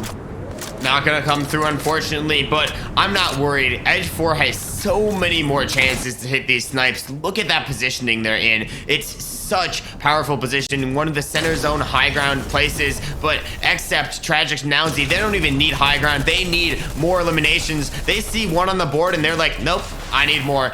Duck goes down, Respected Spice on minimal HP. They're sending 2 people after one and then one after the other. These teams just falling. Overshield's gonna be fully cracked, except cleaning up that second elimination. And now Respected's trio is left as a solo, completely shambles, and Accept's only gonna benefit with more and more loot. Yeah, more and more in the inventory just means more and more eliminations for them on the board. So that's going to continue to play out, though. But Bizek, Poinsy, Maxiel, they've been struggling a little bit. They didn't necessarily have the previous games that they were looking for, and now is their chance to continue to climb back up because they're still top 10. They got 57 points on the board, which is pretty solid. But when first place has 157 points on the board, roughly, that's a bit of a discrepancy. They really want to regain their momentum. They had such a dominant first game with that Victory Royale and 13 eliminations, but now they're camping out. You can almost see it by their positioning on the edge of zone, sitting in a single porta bunker, biding their time. This is a decent position for now, but at some point in time, they're going to need to make a rotation, and it's going to be a rotation into watching eyes. So many teams on high grounds with snipers. That's the dangerous part about a zone like this. You can see Maxo probably already been sniped. Edge 4 is just going to defend the revive by holding the sniper to the head of the opponents, making sure they cannot give more pressure towards anybody, and they're just going to look to retake their high ground. Unfortunately, it's not going to stay inside of zone, but they should be able to make a very clean rotation off the top of this glen. A clean rotation indeed here for them, but we'll see how it continues to play out now. W-Dubs on the back foot. His teammate Incented is down. Baz and Dubs still in this, and Baz actually going to go for the med kit play. Throwing that in Storm, probably the play for him. But a nice little bounce there. But W-Dubs gets spotted and now is the subject to potentially going down. This is not good for him. He is going to have to run around. Now finds himself still not quite in the zone there, but there he goes. And now he's got to heal up. Unfortunate, man. They have just not had much luck here in these games today. And that's the dangerous thing, just contested at Fort Jonesy. It's such a hard POI to really operate out of, and when you're just rotating out and you run into a team like Mundezos, who's been uncontested, was able to get on the dead side of the zone, and you know they have tons of ammunition, tons of heals. There's really nothing they can do. The positioning is just too good. Baz, W-Dubs, both on about 10 HP effectively, and eventually they're just both gonna fall down. He can't even peek this angle without being punished, and Old Man takes that second elimination. That is huge, man. Their aggression has been rewarded time and time again here for Statix's team. So this is a huge game just to continue that climb on the leaderboard. It seems like Ben K leaving has not only benefited them, it's also benefited Statix's team. They were struggling quite a bit when Ben K was contesting them. Despite them winning that contestation, they were still falling quite short on the leaderboard. So now these eliminations are coming through. They're doing much better. And so is Ben K, Jack is Godly, and Maruk, who are on the hunt for yet another elimination. And look at that play. They're shooting out the floors of this established building in Synapse Station. They're trying to get whatever they can, but Neverfy delivers a clean snipe right back. Maruk's gonna have to stick this res with the help of Jax, and it's lucky that there's no pressure. Now the pressure comes in, the nade comes through, two go down. It's left up to Jackies to be able to clutch that situation, but who knows if they're gonna be able to. Crazy GG's is one team looking into the fray, and I'm sure many more teams will start pressuring once they realize there's a solo on such little HP off in the distance. Very little to work with. Unfortunate to see, but fortunate for Crazy GG's, Neverfy, and Femboy, who find themselves in a decent spot. 2 eliminations, so not necessarily a slow game, but not necessarily a fast-paced game either for them. So probably a really solid spot for them to start Zone 4 as the zone closes in. But players now kind of connecting. They realize they got the dots connected, and they see these players starting to move in. So they're going to try to take advantage of them as much as possible. But Butchie down and out here. E-Man does end up getting him back in the game, but that doesn't mean things won't change here as other players are looming close by. Definitely lots of other players looming in the distance. A decent amount of loot outside of the porta bunkers, but even exposing yourself for a second is a risk, and they're not sure if they want to take that risk, to be honest, especially with a team like Maxwell and Bizek right in front of them. Shockwave play is going to come in. Bisek's on such low HP, though. I don't know if this was the move. Clutchy finishes off that elimination with a huge Shockwave to follow that one, and now it's just Maxil as a solo, and against a trio that has so much utility left in inventory, there's not much he can do. Not much you can do, but look, I mean, with these teams still in it, there's still a lot of game left. You don't necessarily need a ton of stuff in the loadout to play a very, very passive version of this zero build game. So I'm interested to see how this is going to continue to play out for these players. But now looking in the distance, this is closing in. We're zone 4 going into zone 5, and these players are starting to stack up on top of each other. 43 people remain, and with B-Man and a legendary sniper rifle, no one is safe.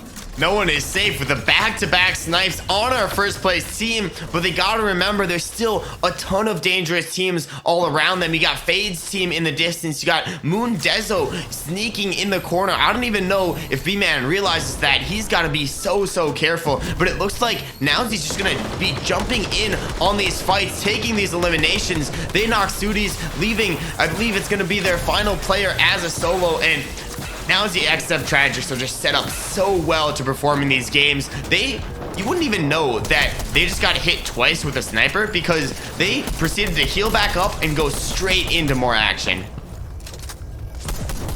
Straight into the action, because there is no time to waste here in these final 2 games, as now it is heating up. Except Tragics Nounzy have players on their sights. They're going for it. Look at the eliminations. 14 on the board here for this team. While it was a slower start than normal, it has not slowed down since then, as they continue to climb the leaderboard, or stay on top of the leaderboard, I should say, with all of these elims helping tremendously.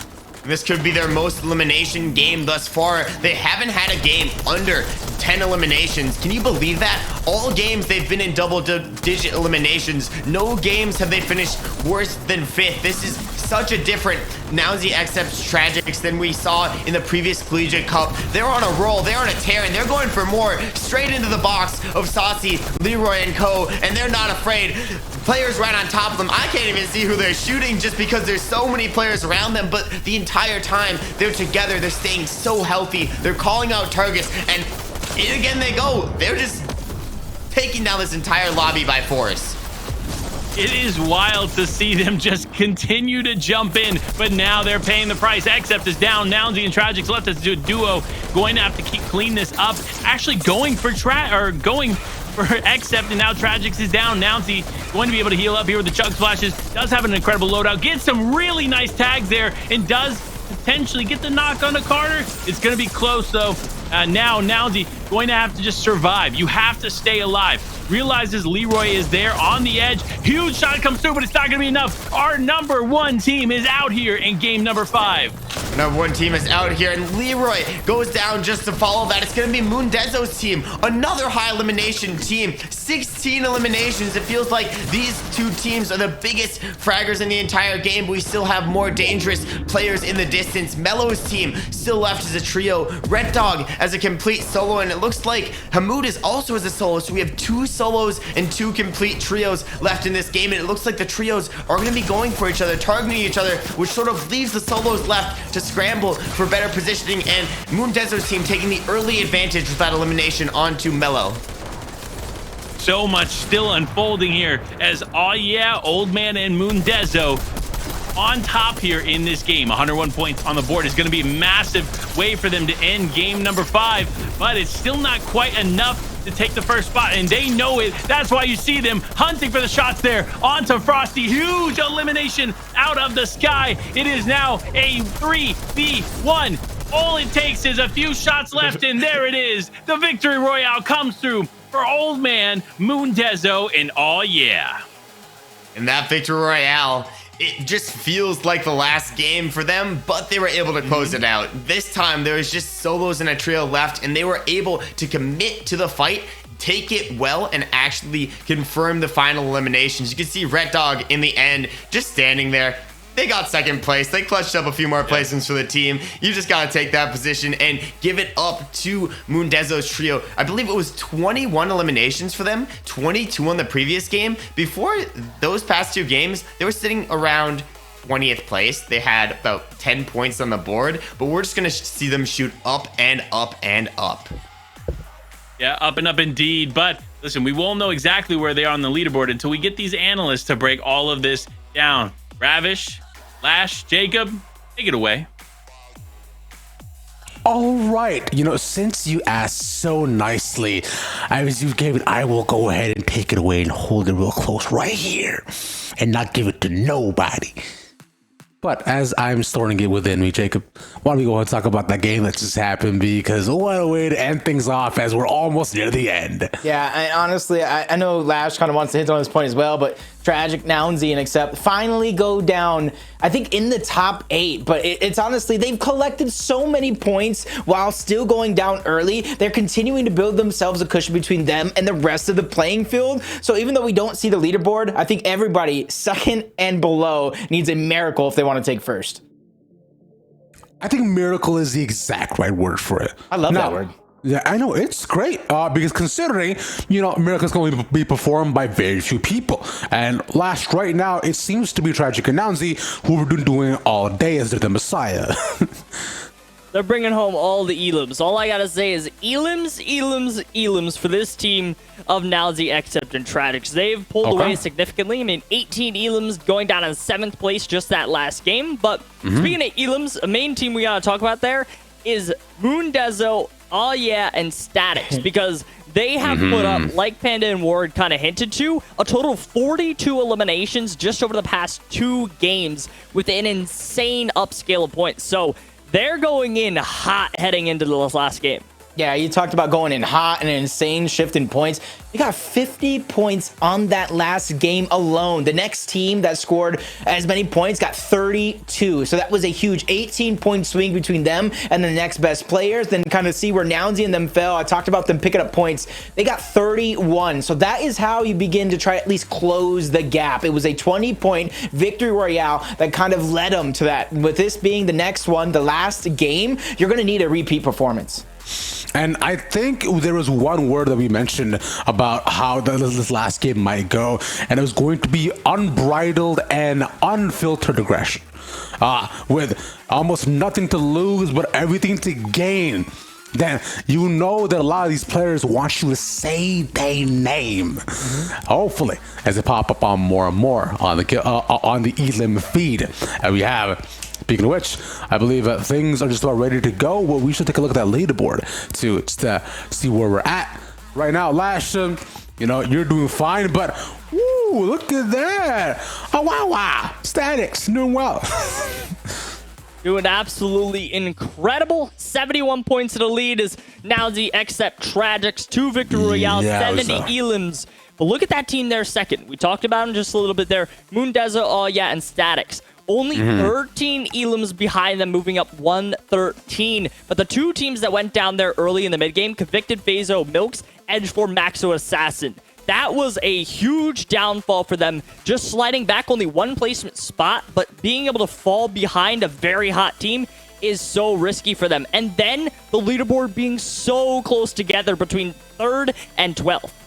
I mean, you can even kind of throw that second place in there, because if Moondezo, Ah Yeah, and Statics go down early, something happens, tragedy strikes, they can lose their positioning as well. I think the only one that has that little bit of comfort, a little bit of safety is Nounsy, Accept, and Tragics, but a 71-point lead over second. We saw 50 points get scored. So Moondezo, Ah Yeah, and Statics, they, in theory, with a big elimination game, they can still steal away first, as long as Nounsy, Accept, and Tragics do go down early. So for every team that isn't them, they don't necessarily control their own destiny. And so it makes me wonder what type of game we're going to see here in game number 6. Is it going to be calculated aggression? Is it going to be take what you can get? Or is it going to be play for placements?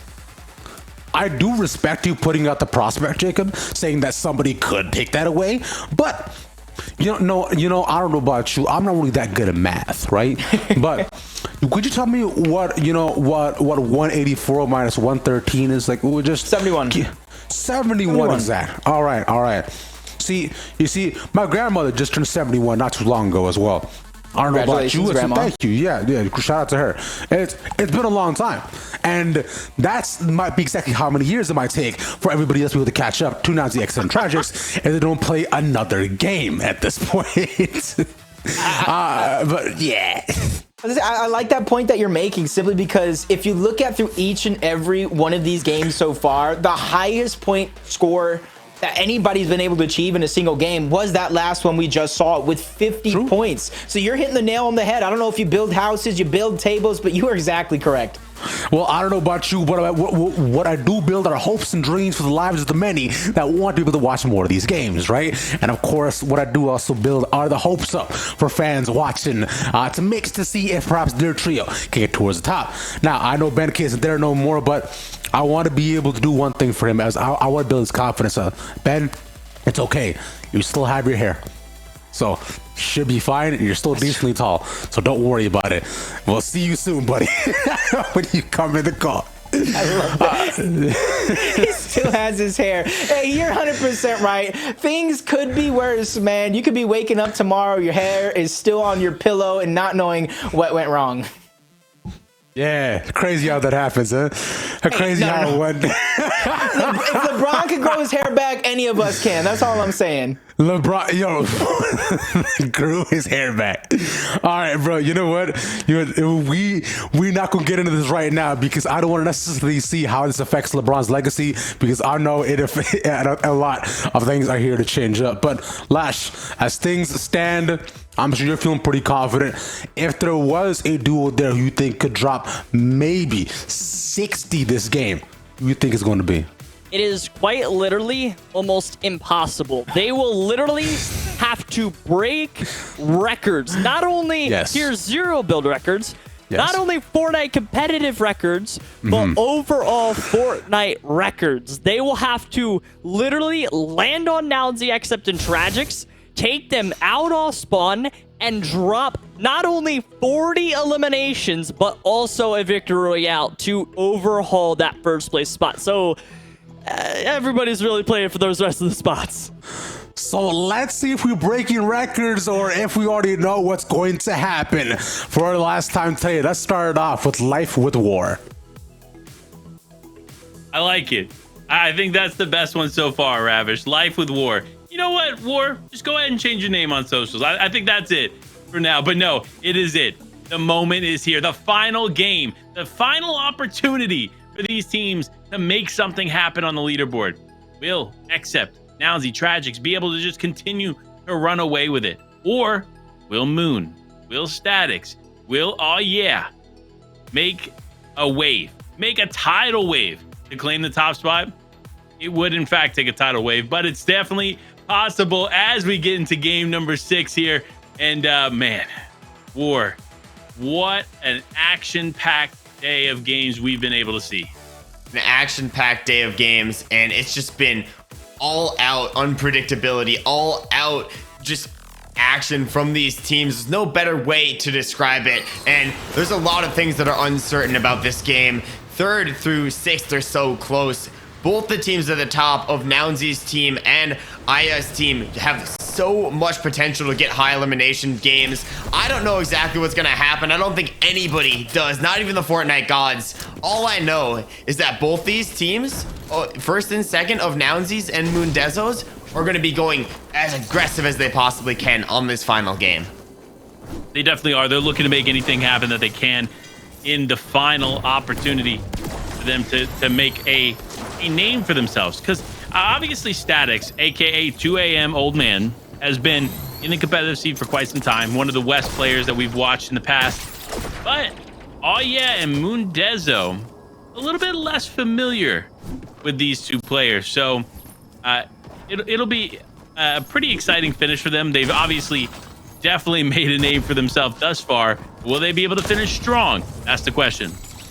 That's the question, and the question of finishing strong may be slightly compromised for Fades and Amok's team, currently sitting in 7th place at the moment, and they've made this 3v3 into a 2v2 against Bad Mercy and Big Steppa Lau. They do have the health advantage, and with those beams coming from both of them, they're gonna have to pause a little bit, but Big Steppa Lau on the flank, getting the knock onto Amok. Luckily, Fades is able to finish that out, and now it feels like we're going into solos already. It's going to be a 1v1 between Bad Mercy and Fades.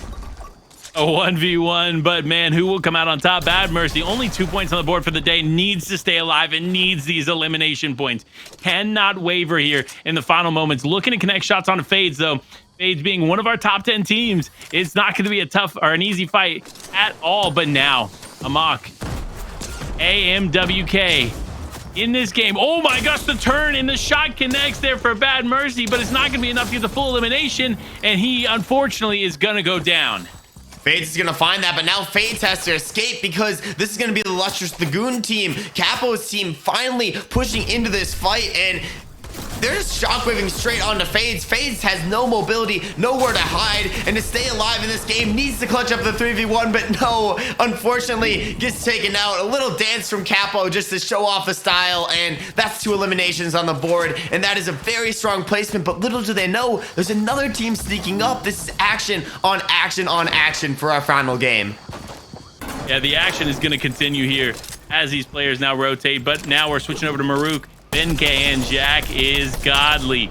This team finding a lot more success this time around, but look at the amount of players that are now playing over on this side. I'm actually, honestly, very confused at this change here from a lot of these teams, as our 17th place team in Ben K, Maruk, and Jack is godly. Looks like it might be the final moments here for them. I was confident in Ben K's abilities to start the day, but unfortunately, just not going to be able to hit the spot like they thought they would. Unfortunately, not able to, but as long as Jack's still in the game, as long as they still have the chance to pick up those reboot cards, there's still hope for this final game. There's still hope for any of the teams still in it right now. A big game could propel you, even if you're in last place right now. For 14th place of Vika, Badger, and Laxao, they've already gotten 1 knock, I believe, on the team of Capo. So it looks like they're just going to pause for a second. They know they have the advantage. They are able to get the res off and now have the full advantage in this fight. It's going to be a 3v2, but looks like Sap and Co have already left the area, left the premises, and a free elimination off spawn as we see a lot more players going down in this game than any other. Yeah, and we talked about it. The aggression is just going to continue to turn up. These players are going to continue to just go for eliminations here in these final moments. And that's what you have to do. You don't find yourself in the top 10. You just have to be aggressive. And that's what we're seeing from a lot of teams now, especially teams like Fearful and Jan, man. This is a team that we typically see closer towards the top of the leaderboard, struggling quite a bit on the day to even climb into the top 10. And now losing Gunopoly is not a great start, but still so much game left to play. So much game left to play for them. Rifting out. Luckily, those rifts were able to jump up to. I know in zero builds, at least when I'm playing, sometimes all the rifts are so high up in the air that there's no real way to even utilize them. So lucky for them, they're able to put themselves in a decent spot. But another team looking to be in a decent spot, Frosty, Mellow, and Psycho, the team right ahead of them of Fades, Magic, and Amok have already gone down. So all they need is a couple eliminations to shoot up the leaderboard, take their place in the game. And it looks like they already have a few of those eliminations, getting aggressive onto all these teams who drop on the south side of the zone. This is typical what we see from them, and I would be surprised if we didn't see more action throughout this game. Yeah, I'm not seeing them slowing down anytime soon, and that's why I think they've landed over here and pushed in this direction, because they realized how many teams were going to be close by. So any shots that they can connect with opposing players was going to be huge for them, and that's what we've already seen so far. 4 eliminations to start this game here in the final game of the day for the zero build competition, and I see them ending probably with at least 10. Definitely see them ending with at least 10 if they can keep their momentum. But another team who needs momentum are a 3rd place team trying to steal second, trying to at least hold on to their lead. But there's somebody who doesn't do it from eliminations. They do it from placement. They've already gotten 1 win on the day, and it's these sneaky plays that they're pulling off that really matter the most. Even though they aren't one of these W key teams, they're the teams that play tactical, play smart, a huge 100 tag onto 2 players, but the teammates aren't there to follow it up. They finally jump in, and now I think it's going to be put to a 1v1. Yes, it will be, with Convicted already down. Fazo's knocked. Milks has to clutch up for this trio. Milks definitely does, but honestly, it looks like they're on the hunt. They're forcing the play here. And now Milks trying to use some grenades to keep them back, just to keep the action at bay while he tries to get his teammate and Cranky Fazo back into this game. But will he be able to do it? The res is going to be so close. And now he needs to look closely. Shots come through. Could potentially get this, but no. Actually stopped by a porta bunker. Now the nades coming out to continue this fight, though. That's going to be huge. But a tree falls down. You have to be careful there, as that tree will not only take out all the existing builds around you, but it'll take you out just as fast. It looks like T. Jones is just getting out of dodge just as fast. Lost both of his teammates. Doesn't want to take a disadvantageous fight, especially on the last game. So for them, it's just just run away, stay alive as long as you can. These are top teams fighting at the moment. T. Jones was in 7th place before this game, now jumping up to 6th already. So if they go down right now, that's a loss of hundreds, potentially even thousands of dollars, depending on how much these players are going to be able to pop off in the last game. Yeah, pop off at the final moments. That's the name of the game. That's the last thing you can do here to end in a staple position. You see Fazo in Milks 3rd place as of right now. That is a huge spot to be in. Top 10 on the leaderboard is going to be massive for any of these teams to walk away with some of that prize money. But Milks looks to potentially get his teammate back in it. It looks like he is going to go for the reboot out here into Storm. Bit risky, but with the 6 chug splashes, it definitely makes sense. That's such a disciplined play, not even going for that final elimination onto T. Jones, knowing that the reboot, your teammate back in the game, the trio chemistry is just so much more important. And the fact that they're able to get back on their feet is so crucial, especially when you have players like Scav, Skullsy, the teams right below them getting more and more eliminations. They take out Leroy, they take out Saucy, and now Cloudsy just left as a solo, bringing it all the way back to the loot lake, the OG POI, but unfortunately, not that much loot here, not that much space to hide, and we'll have to go back for the cards eventually. We'll 100% have to go back for it if he wants to get his teammates back, but I don't know that he'll be able to do it. It looks like Cloudsy going to have to potentially play this out as a solo, which is unfortunate here in game number 6, because this is the last opportunity for these players to continue to put some points on the board. And you know how difficult it is as a solo. It's not easy to get even 1 point on the board as a solo player, let alone probably 30, 40 points to secure comfortably into the top 5, top 10. So I'm interested to see how this is going to continue to play out. But with these players dwindling down rapidly, I don't think Surge will be a factor for anybody in the game. I don't think Surge will be a factor, but something that will definitely be a factor. Our first place team, Nounsy, except Tragics, completely eliminated. They got taken out, but I believe this team of Red Dog, Gerard, and Puxo, and now the first place is wide open. Of course, it's not wide open. They still have to get, 70 points if you're 2nd place and want to catch up. But there's a chance. There's an opportunity. We're talking about record-breaking Fortnite game. Now, Moondezo, you got to show up here. You got to make these final games count, because if you're not able to, you're just going to fall into 2nd place, and nobody wants to say they're 2nd. It's a difference of thousands of dollars in prize pool. So you want to be able to hold the crown. Say you were the October Collegiate Cup 0 build trios champion. Your champions potentially walking away with it here, but it's going to be close. It's going to be, I don't want to say that it's all over, right? Because we've seen some incredible comebacks in the past that make it honestly hard to definitively say they are the winner, but man, it's hard to believe that they're not the winner either. So Nounsy, except Tragics, showing up and showing out here in dominant fashion. We'll find out here shortly, as this game is still underway. 2nd zone here. And for these players in Hadir, Lil Domo, and Eton, they're just looking to survive. Just looking to survive. 17th place at the moment, hanging on just fine. And the significance of this is they're at center zone. They are completely chilling. They've already made the rotation from their drop spot, which was actually a blimp that they've been adamantly contesting throughout this tournament. It's been able to grant them with such good loot. You get to see multiple players rocking that prime shotgun, as well as a lot of mobility and a lot of heals to go with it. They have a very cheeky ambush set up if anybody tries to claim this spot in Herald's Sanctum or the former Sanctuary buildings of it. And it looks like actually Mellow is on the rotate as well. And speaking of Mellow, it looks like the game has mellowed out just a tiny, tiny bit.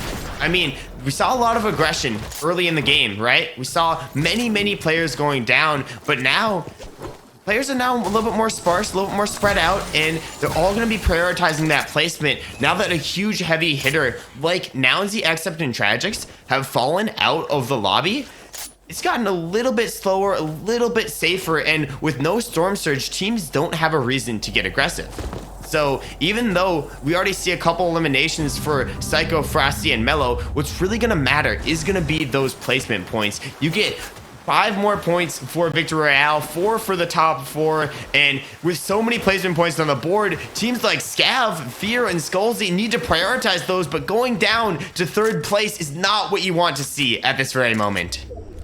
It definitely isn't, man. And I know, listen, you and I, we've struggled a little bit with our predictions today. I'm not going to say our picks were perfect. We don't see them at the top right now, but I'm going to be real with you.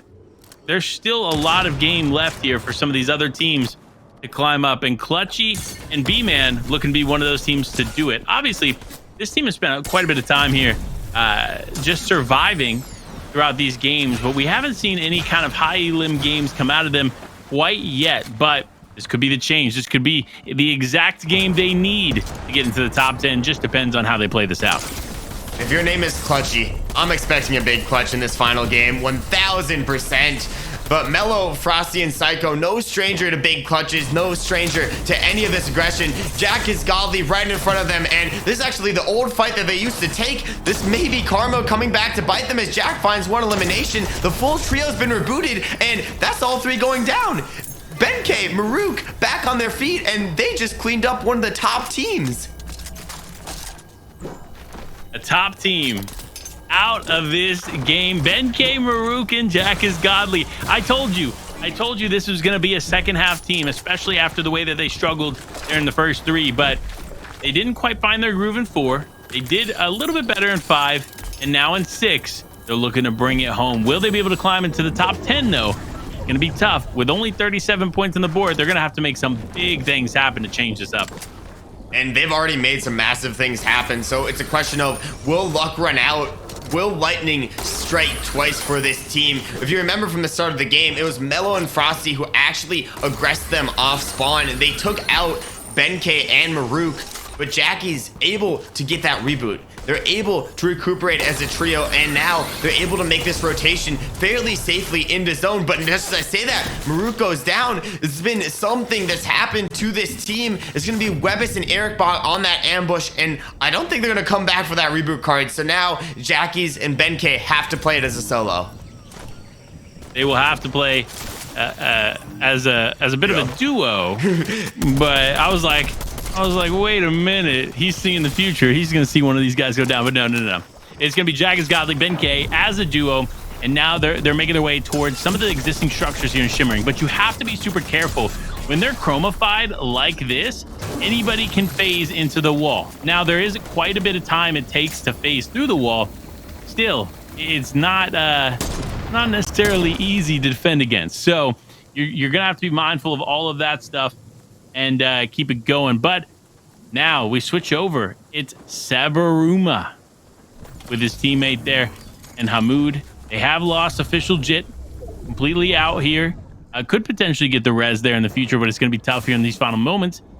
And now they're just going to have to operate as a duo. Looks like the zone is going to pull so far away from these two.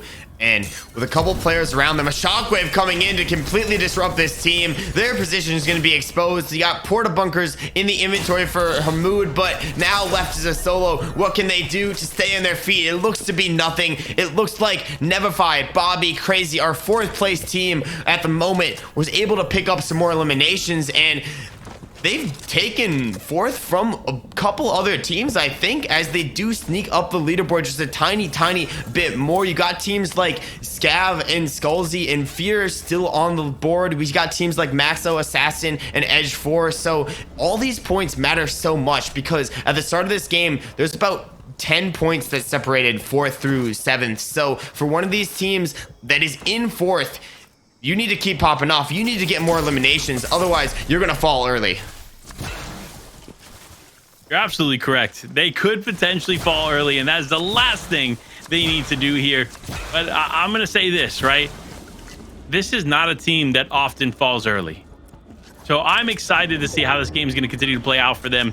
But looking at this, unfortunately, the zone, not necessarily in the same sentiment as me, decides to pull completely away, and they're going to have to rotate pretty quickly. But now we switch over to Fazo, Convicted Milks.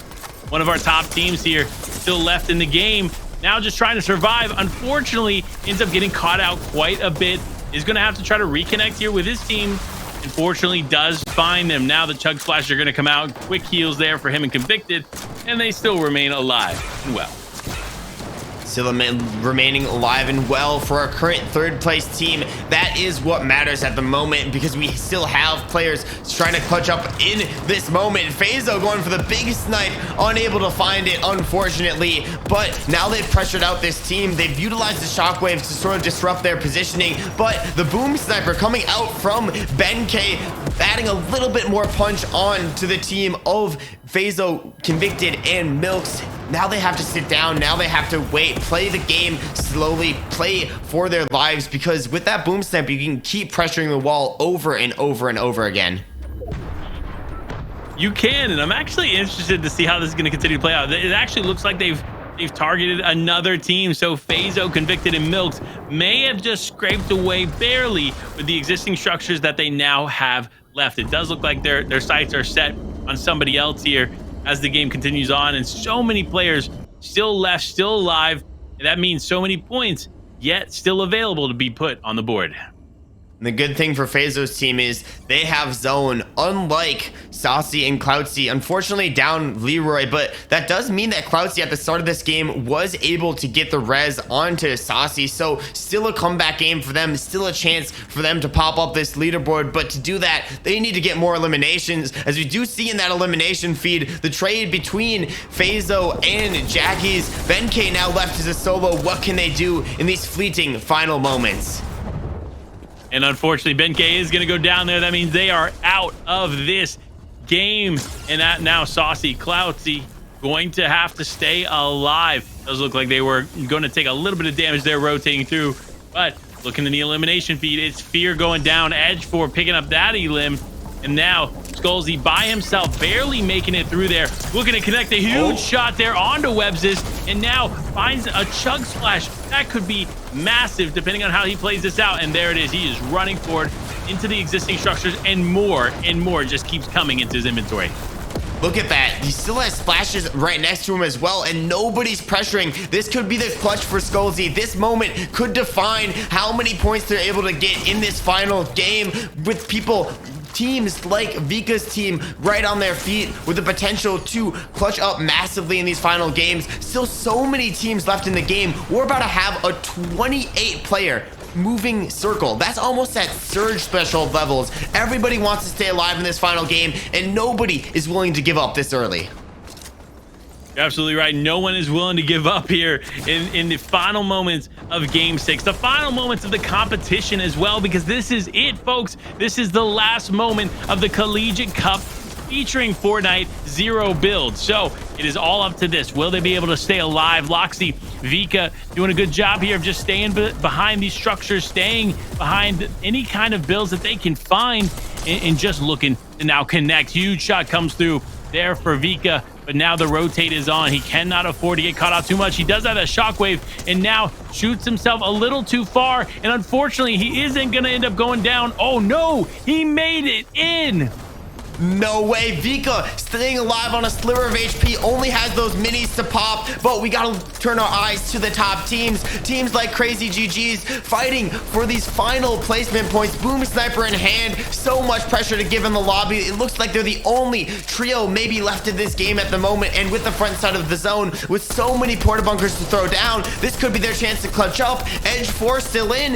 Assassin still in. It's gonna be about if they can take down this team, and when they take down this team, if they can steal their placement in the lobby. Edge 4 is currently ahead of Crazy GG's at the moment, but Crazy GG's cleaning up those eliminations, cleaning up the final eliminations, and claiming that victory royale. It is all over. Crazy GG's, Nevify, and Femboy walk away with the final victory royale of the day. But is that the leaderboard changer? Is that the game that causes them to earn that much more in prizing? War, what a final moment that we got to share and watch together. Thank you for being a great duo partner, and I appreciate you, my man. But it is all over, and it is up to the analysts to break this down. Well, you know what, Panda? I will oblige your request and make sure to do so. Although I couldn't take it away this time, what I can do at least is look to wrap up our entire day. Jacob, I'll start off with you for the final time today. Let's go talk about the final game, homie. The final game was absolutely amazing. It goes to show when push comes to shove, when you're not in the position to win, when you don't currently have control of your own destiny, anything can still happen. And a lot of these players, with their backs up against the wall, they fought tooth and nail. They fought with every fire of their being to kind of get that extra money. I'm not sure the likelihood of getting first place, but you know, all the placings down there have different accumulations of prize money, and that extra bit of points, that extra bit of effort in this last game could be the difference. Right. And with the leaderboards a little updated, that's going to be, I know, the biggest point of contention for almost all of us as we look to tie things up and see where we're at. But until we get there, though, Flash, I know we're seeing some top teams go down real early this entire game. We did indeed. We saw our first place team of Nounsy Except Tragics down in 25th with 0 eliminations. But that 25th placement spot is 1 point. So we know they're stuck at 185, right? We know they're at the mountaintop of anybody throughout the rest of the leaderboards. We kind of talked about it and mentioned it in the Green Worm, how everybody between the top 10 and 20 is really maintaining and battling for that top 10, and everyone within that 5th to 10th spot is battling for that. And we see that here, as on your screens, in those final moments. Assassin and Co. battling against Crazy G's, Nevify, and Bobby. And these two players were both battling back and forth between 2nd place and 3rd place in that final moment. So the main question for this moment is, did Crazy G's, Nevify, and Bobby kind of move up into that 2nd place battle? Yeah, because you saw that, I think within just the final seconds, they racked up, what, like 6 elims almost, too? Like almost 2 full squad wipes at that point, which that can accumulate to a lot, considering they were having a really good game. As stands out with the Victory Royale, too, might just send them over to near the top, at least, because as a win to get all of our standings updated. We've already mentioned before, it's a lot of money on the line. And as we cascade down from 2nd to 3rd to 4th, even to 7th, it can truly make up a lot of difference. You know, it's like the difference between my hairline and Lashes. It's crazy, bro. It's definitely something to kind of leave some stuff to wonder. It leaves something to be missed there for a moment. But I think, honestly, for some of these teams, man, even if, let's just say if, because I think Lash kind of said it well himself, that first place going down early, kind of getting stuck, capped at a certain point, even if nobody overtakes first, there's still a lot of money up for grabs. And then more importantly so, because we know there might be another Collegiate Cup, this is valuable practice for a lot of these players on how to come back when your back's up against the wall.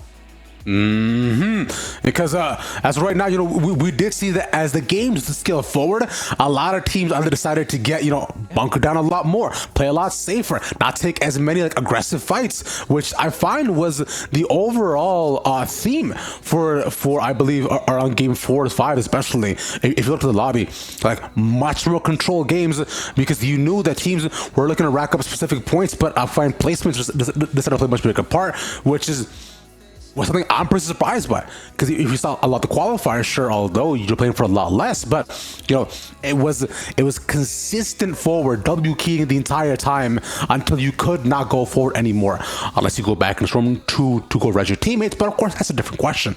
But Lash, as you're looking at it, right, were you at all taken back by what we saw as going towards game 5? Or I know you were saying that you were kind of expecting it, but to this degree, though? I definitely was not expecting them to fully overhaul anything that was once said and done. Even back in September, the total overall score as we look back, Dash, Jaith, Chris got a total of 176 back in September, and they hit over 9 points than them. And they did it in 5 games total of points-wise. They hardly got anything in 6 games, but honestly, I guess it's just the power of the Lash prediction. Well, let's find out who reigns supreme as you got leaderboards ready. Let's throw to that. Ladies and gentlemen, of course, by to surprise to nobody, our winners for the East of the Collegiate Cup for no bills right here on CCA. Of course, Nanzi, Accept, and Tragics. Expected. But hey, Mundezo, and Statics managed to maintain second, and with only a couple of points, Neverfy, Crazy, and Bobby are third. So really close calls as you look towards the second to fifth place here, Lash.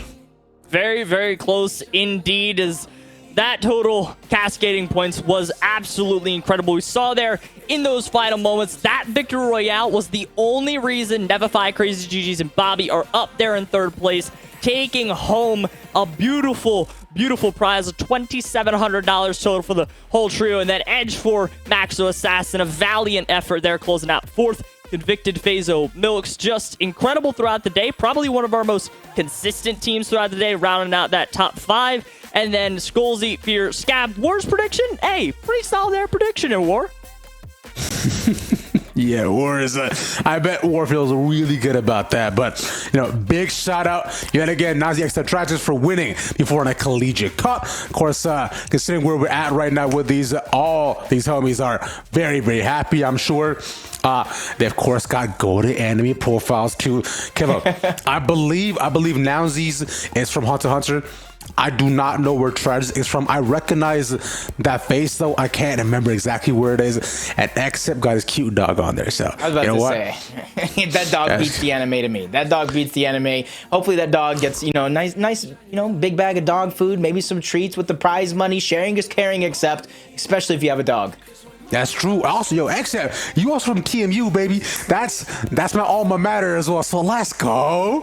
Okay. Some of the homies out there still on TMU, still doing it big. I like that. Now, I believe as you continue want to do things big, let's bring in our other homies as well from the other side. So that way we get almost all of us ready to start things out. Hey, look at that. Panda, War, we missed you, but not really. What's up? How you doing, Panda? Okay. Don't get me started. We're not gonna do this again. But listen, it's been an incredible set of games. The honestly, the consistency from Except, Nounzy, and Tragics is very, very impressive, to say the least. And now I'm curious, right? We're getting ready to go into November, which will be the next Collegiate Cup. Jaith should be able to play.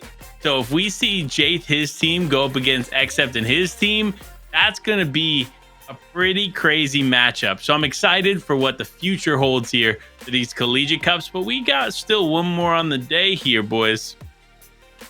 You're not wrong. We do have solos right after this as well, with of course a lot of similar faces, a couple of different ones. So y'all want to make sure to stick around for that. We're not going there just yet, though. Stop just trying to send us off here so quickly here, Panda. Or talk for a little bit longer. Come on now, earn my wages, bro. Aside from that, Jacob, of course, closes out your final thoughts in the day. I mean, to me, I went with Ben K, and honestly, I'll go ahead and double down next month because a friend of mine, I do believe in my friends, but Nounzy, Tragic, and Accept, you gotta go ahead and give them all the credit in the world. From FNCS to builds to zero builds, they have definitely put on a show time and time again. But just like these Elite Cups that are going on in the FNCS or this season, this is TwitchCon. A lot of these top competitors and teams kind of missed out on this one. So for Except, Tragic, you guys got to take what you can get and prepare for next month because it's just going to get harder. I believe in my friends that he switches up about an hour ago, bro. The amount of cap on this app right now is crazy. I'm surprised you're not wearing one on your head right now. Wild, bro. Last, what you got from me? All right, I seriously just gotta give a big props to my boys Nounzy, Except, Tragics, bringing it home. Not only bringing it home, but bringing it home in dominant fashion. I mean, Panda, I do want to kind of piggyback off your point. November is going to be incredible. And they qualify. You best believe I'm picking them again here for November next month. Okay, so we already know what last prediction is. Lock it in. Don't let him change at all, no matter how much he cries and screams. And War, you was get the final point. I mean, my prediction, Skullsy, Fear, Scav, definitely. I think there's a lot more to come from that trio, but obviously so many talented collegiate trios, so many talented just individuals in this lobby. It felt like everywhere you looked, you saw a new team popping up, a new name, a new face in the collegiate scene for the collegiate cups of Fortnite. And again, zero builds impressed. Like it lived up to expectations and it went over expectations. And my expectation is this November is going to go through the roof. All right, we already make sure to setting up a month from now. It's crazy, guys. November's a bit away. We still got Halloween here, bro. So so y'all might have to wait out for that. As it stands, though, what I don't want to do is I don't want to give a little salute or to our man Ben K. I know a lot was bleeding us. Thank you for your service, King. We appreciate you. Peace. Now. With all that being said, this of course has been the Fortnite Collegiate Cup. These have been your wonderful talent. Big shout out to y'all for watching, to every single player that joined up, to our winners, of course, for taking home that sweet cash prize, and of course our top 10 for making sure that y'all cashed in as well. With that being said, y'all make sure to stick around. We'll be back within just a couple of hours for solos right after this with some new faces, some old, but not me though. But with that, I've been Ravishing Ravis, was Ravishing Ravis the internet. Y'all, see you soon. Peace.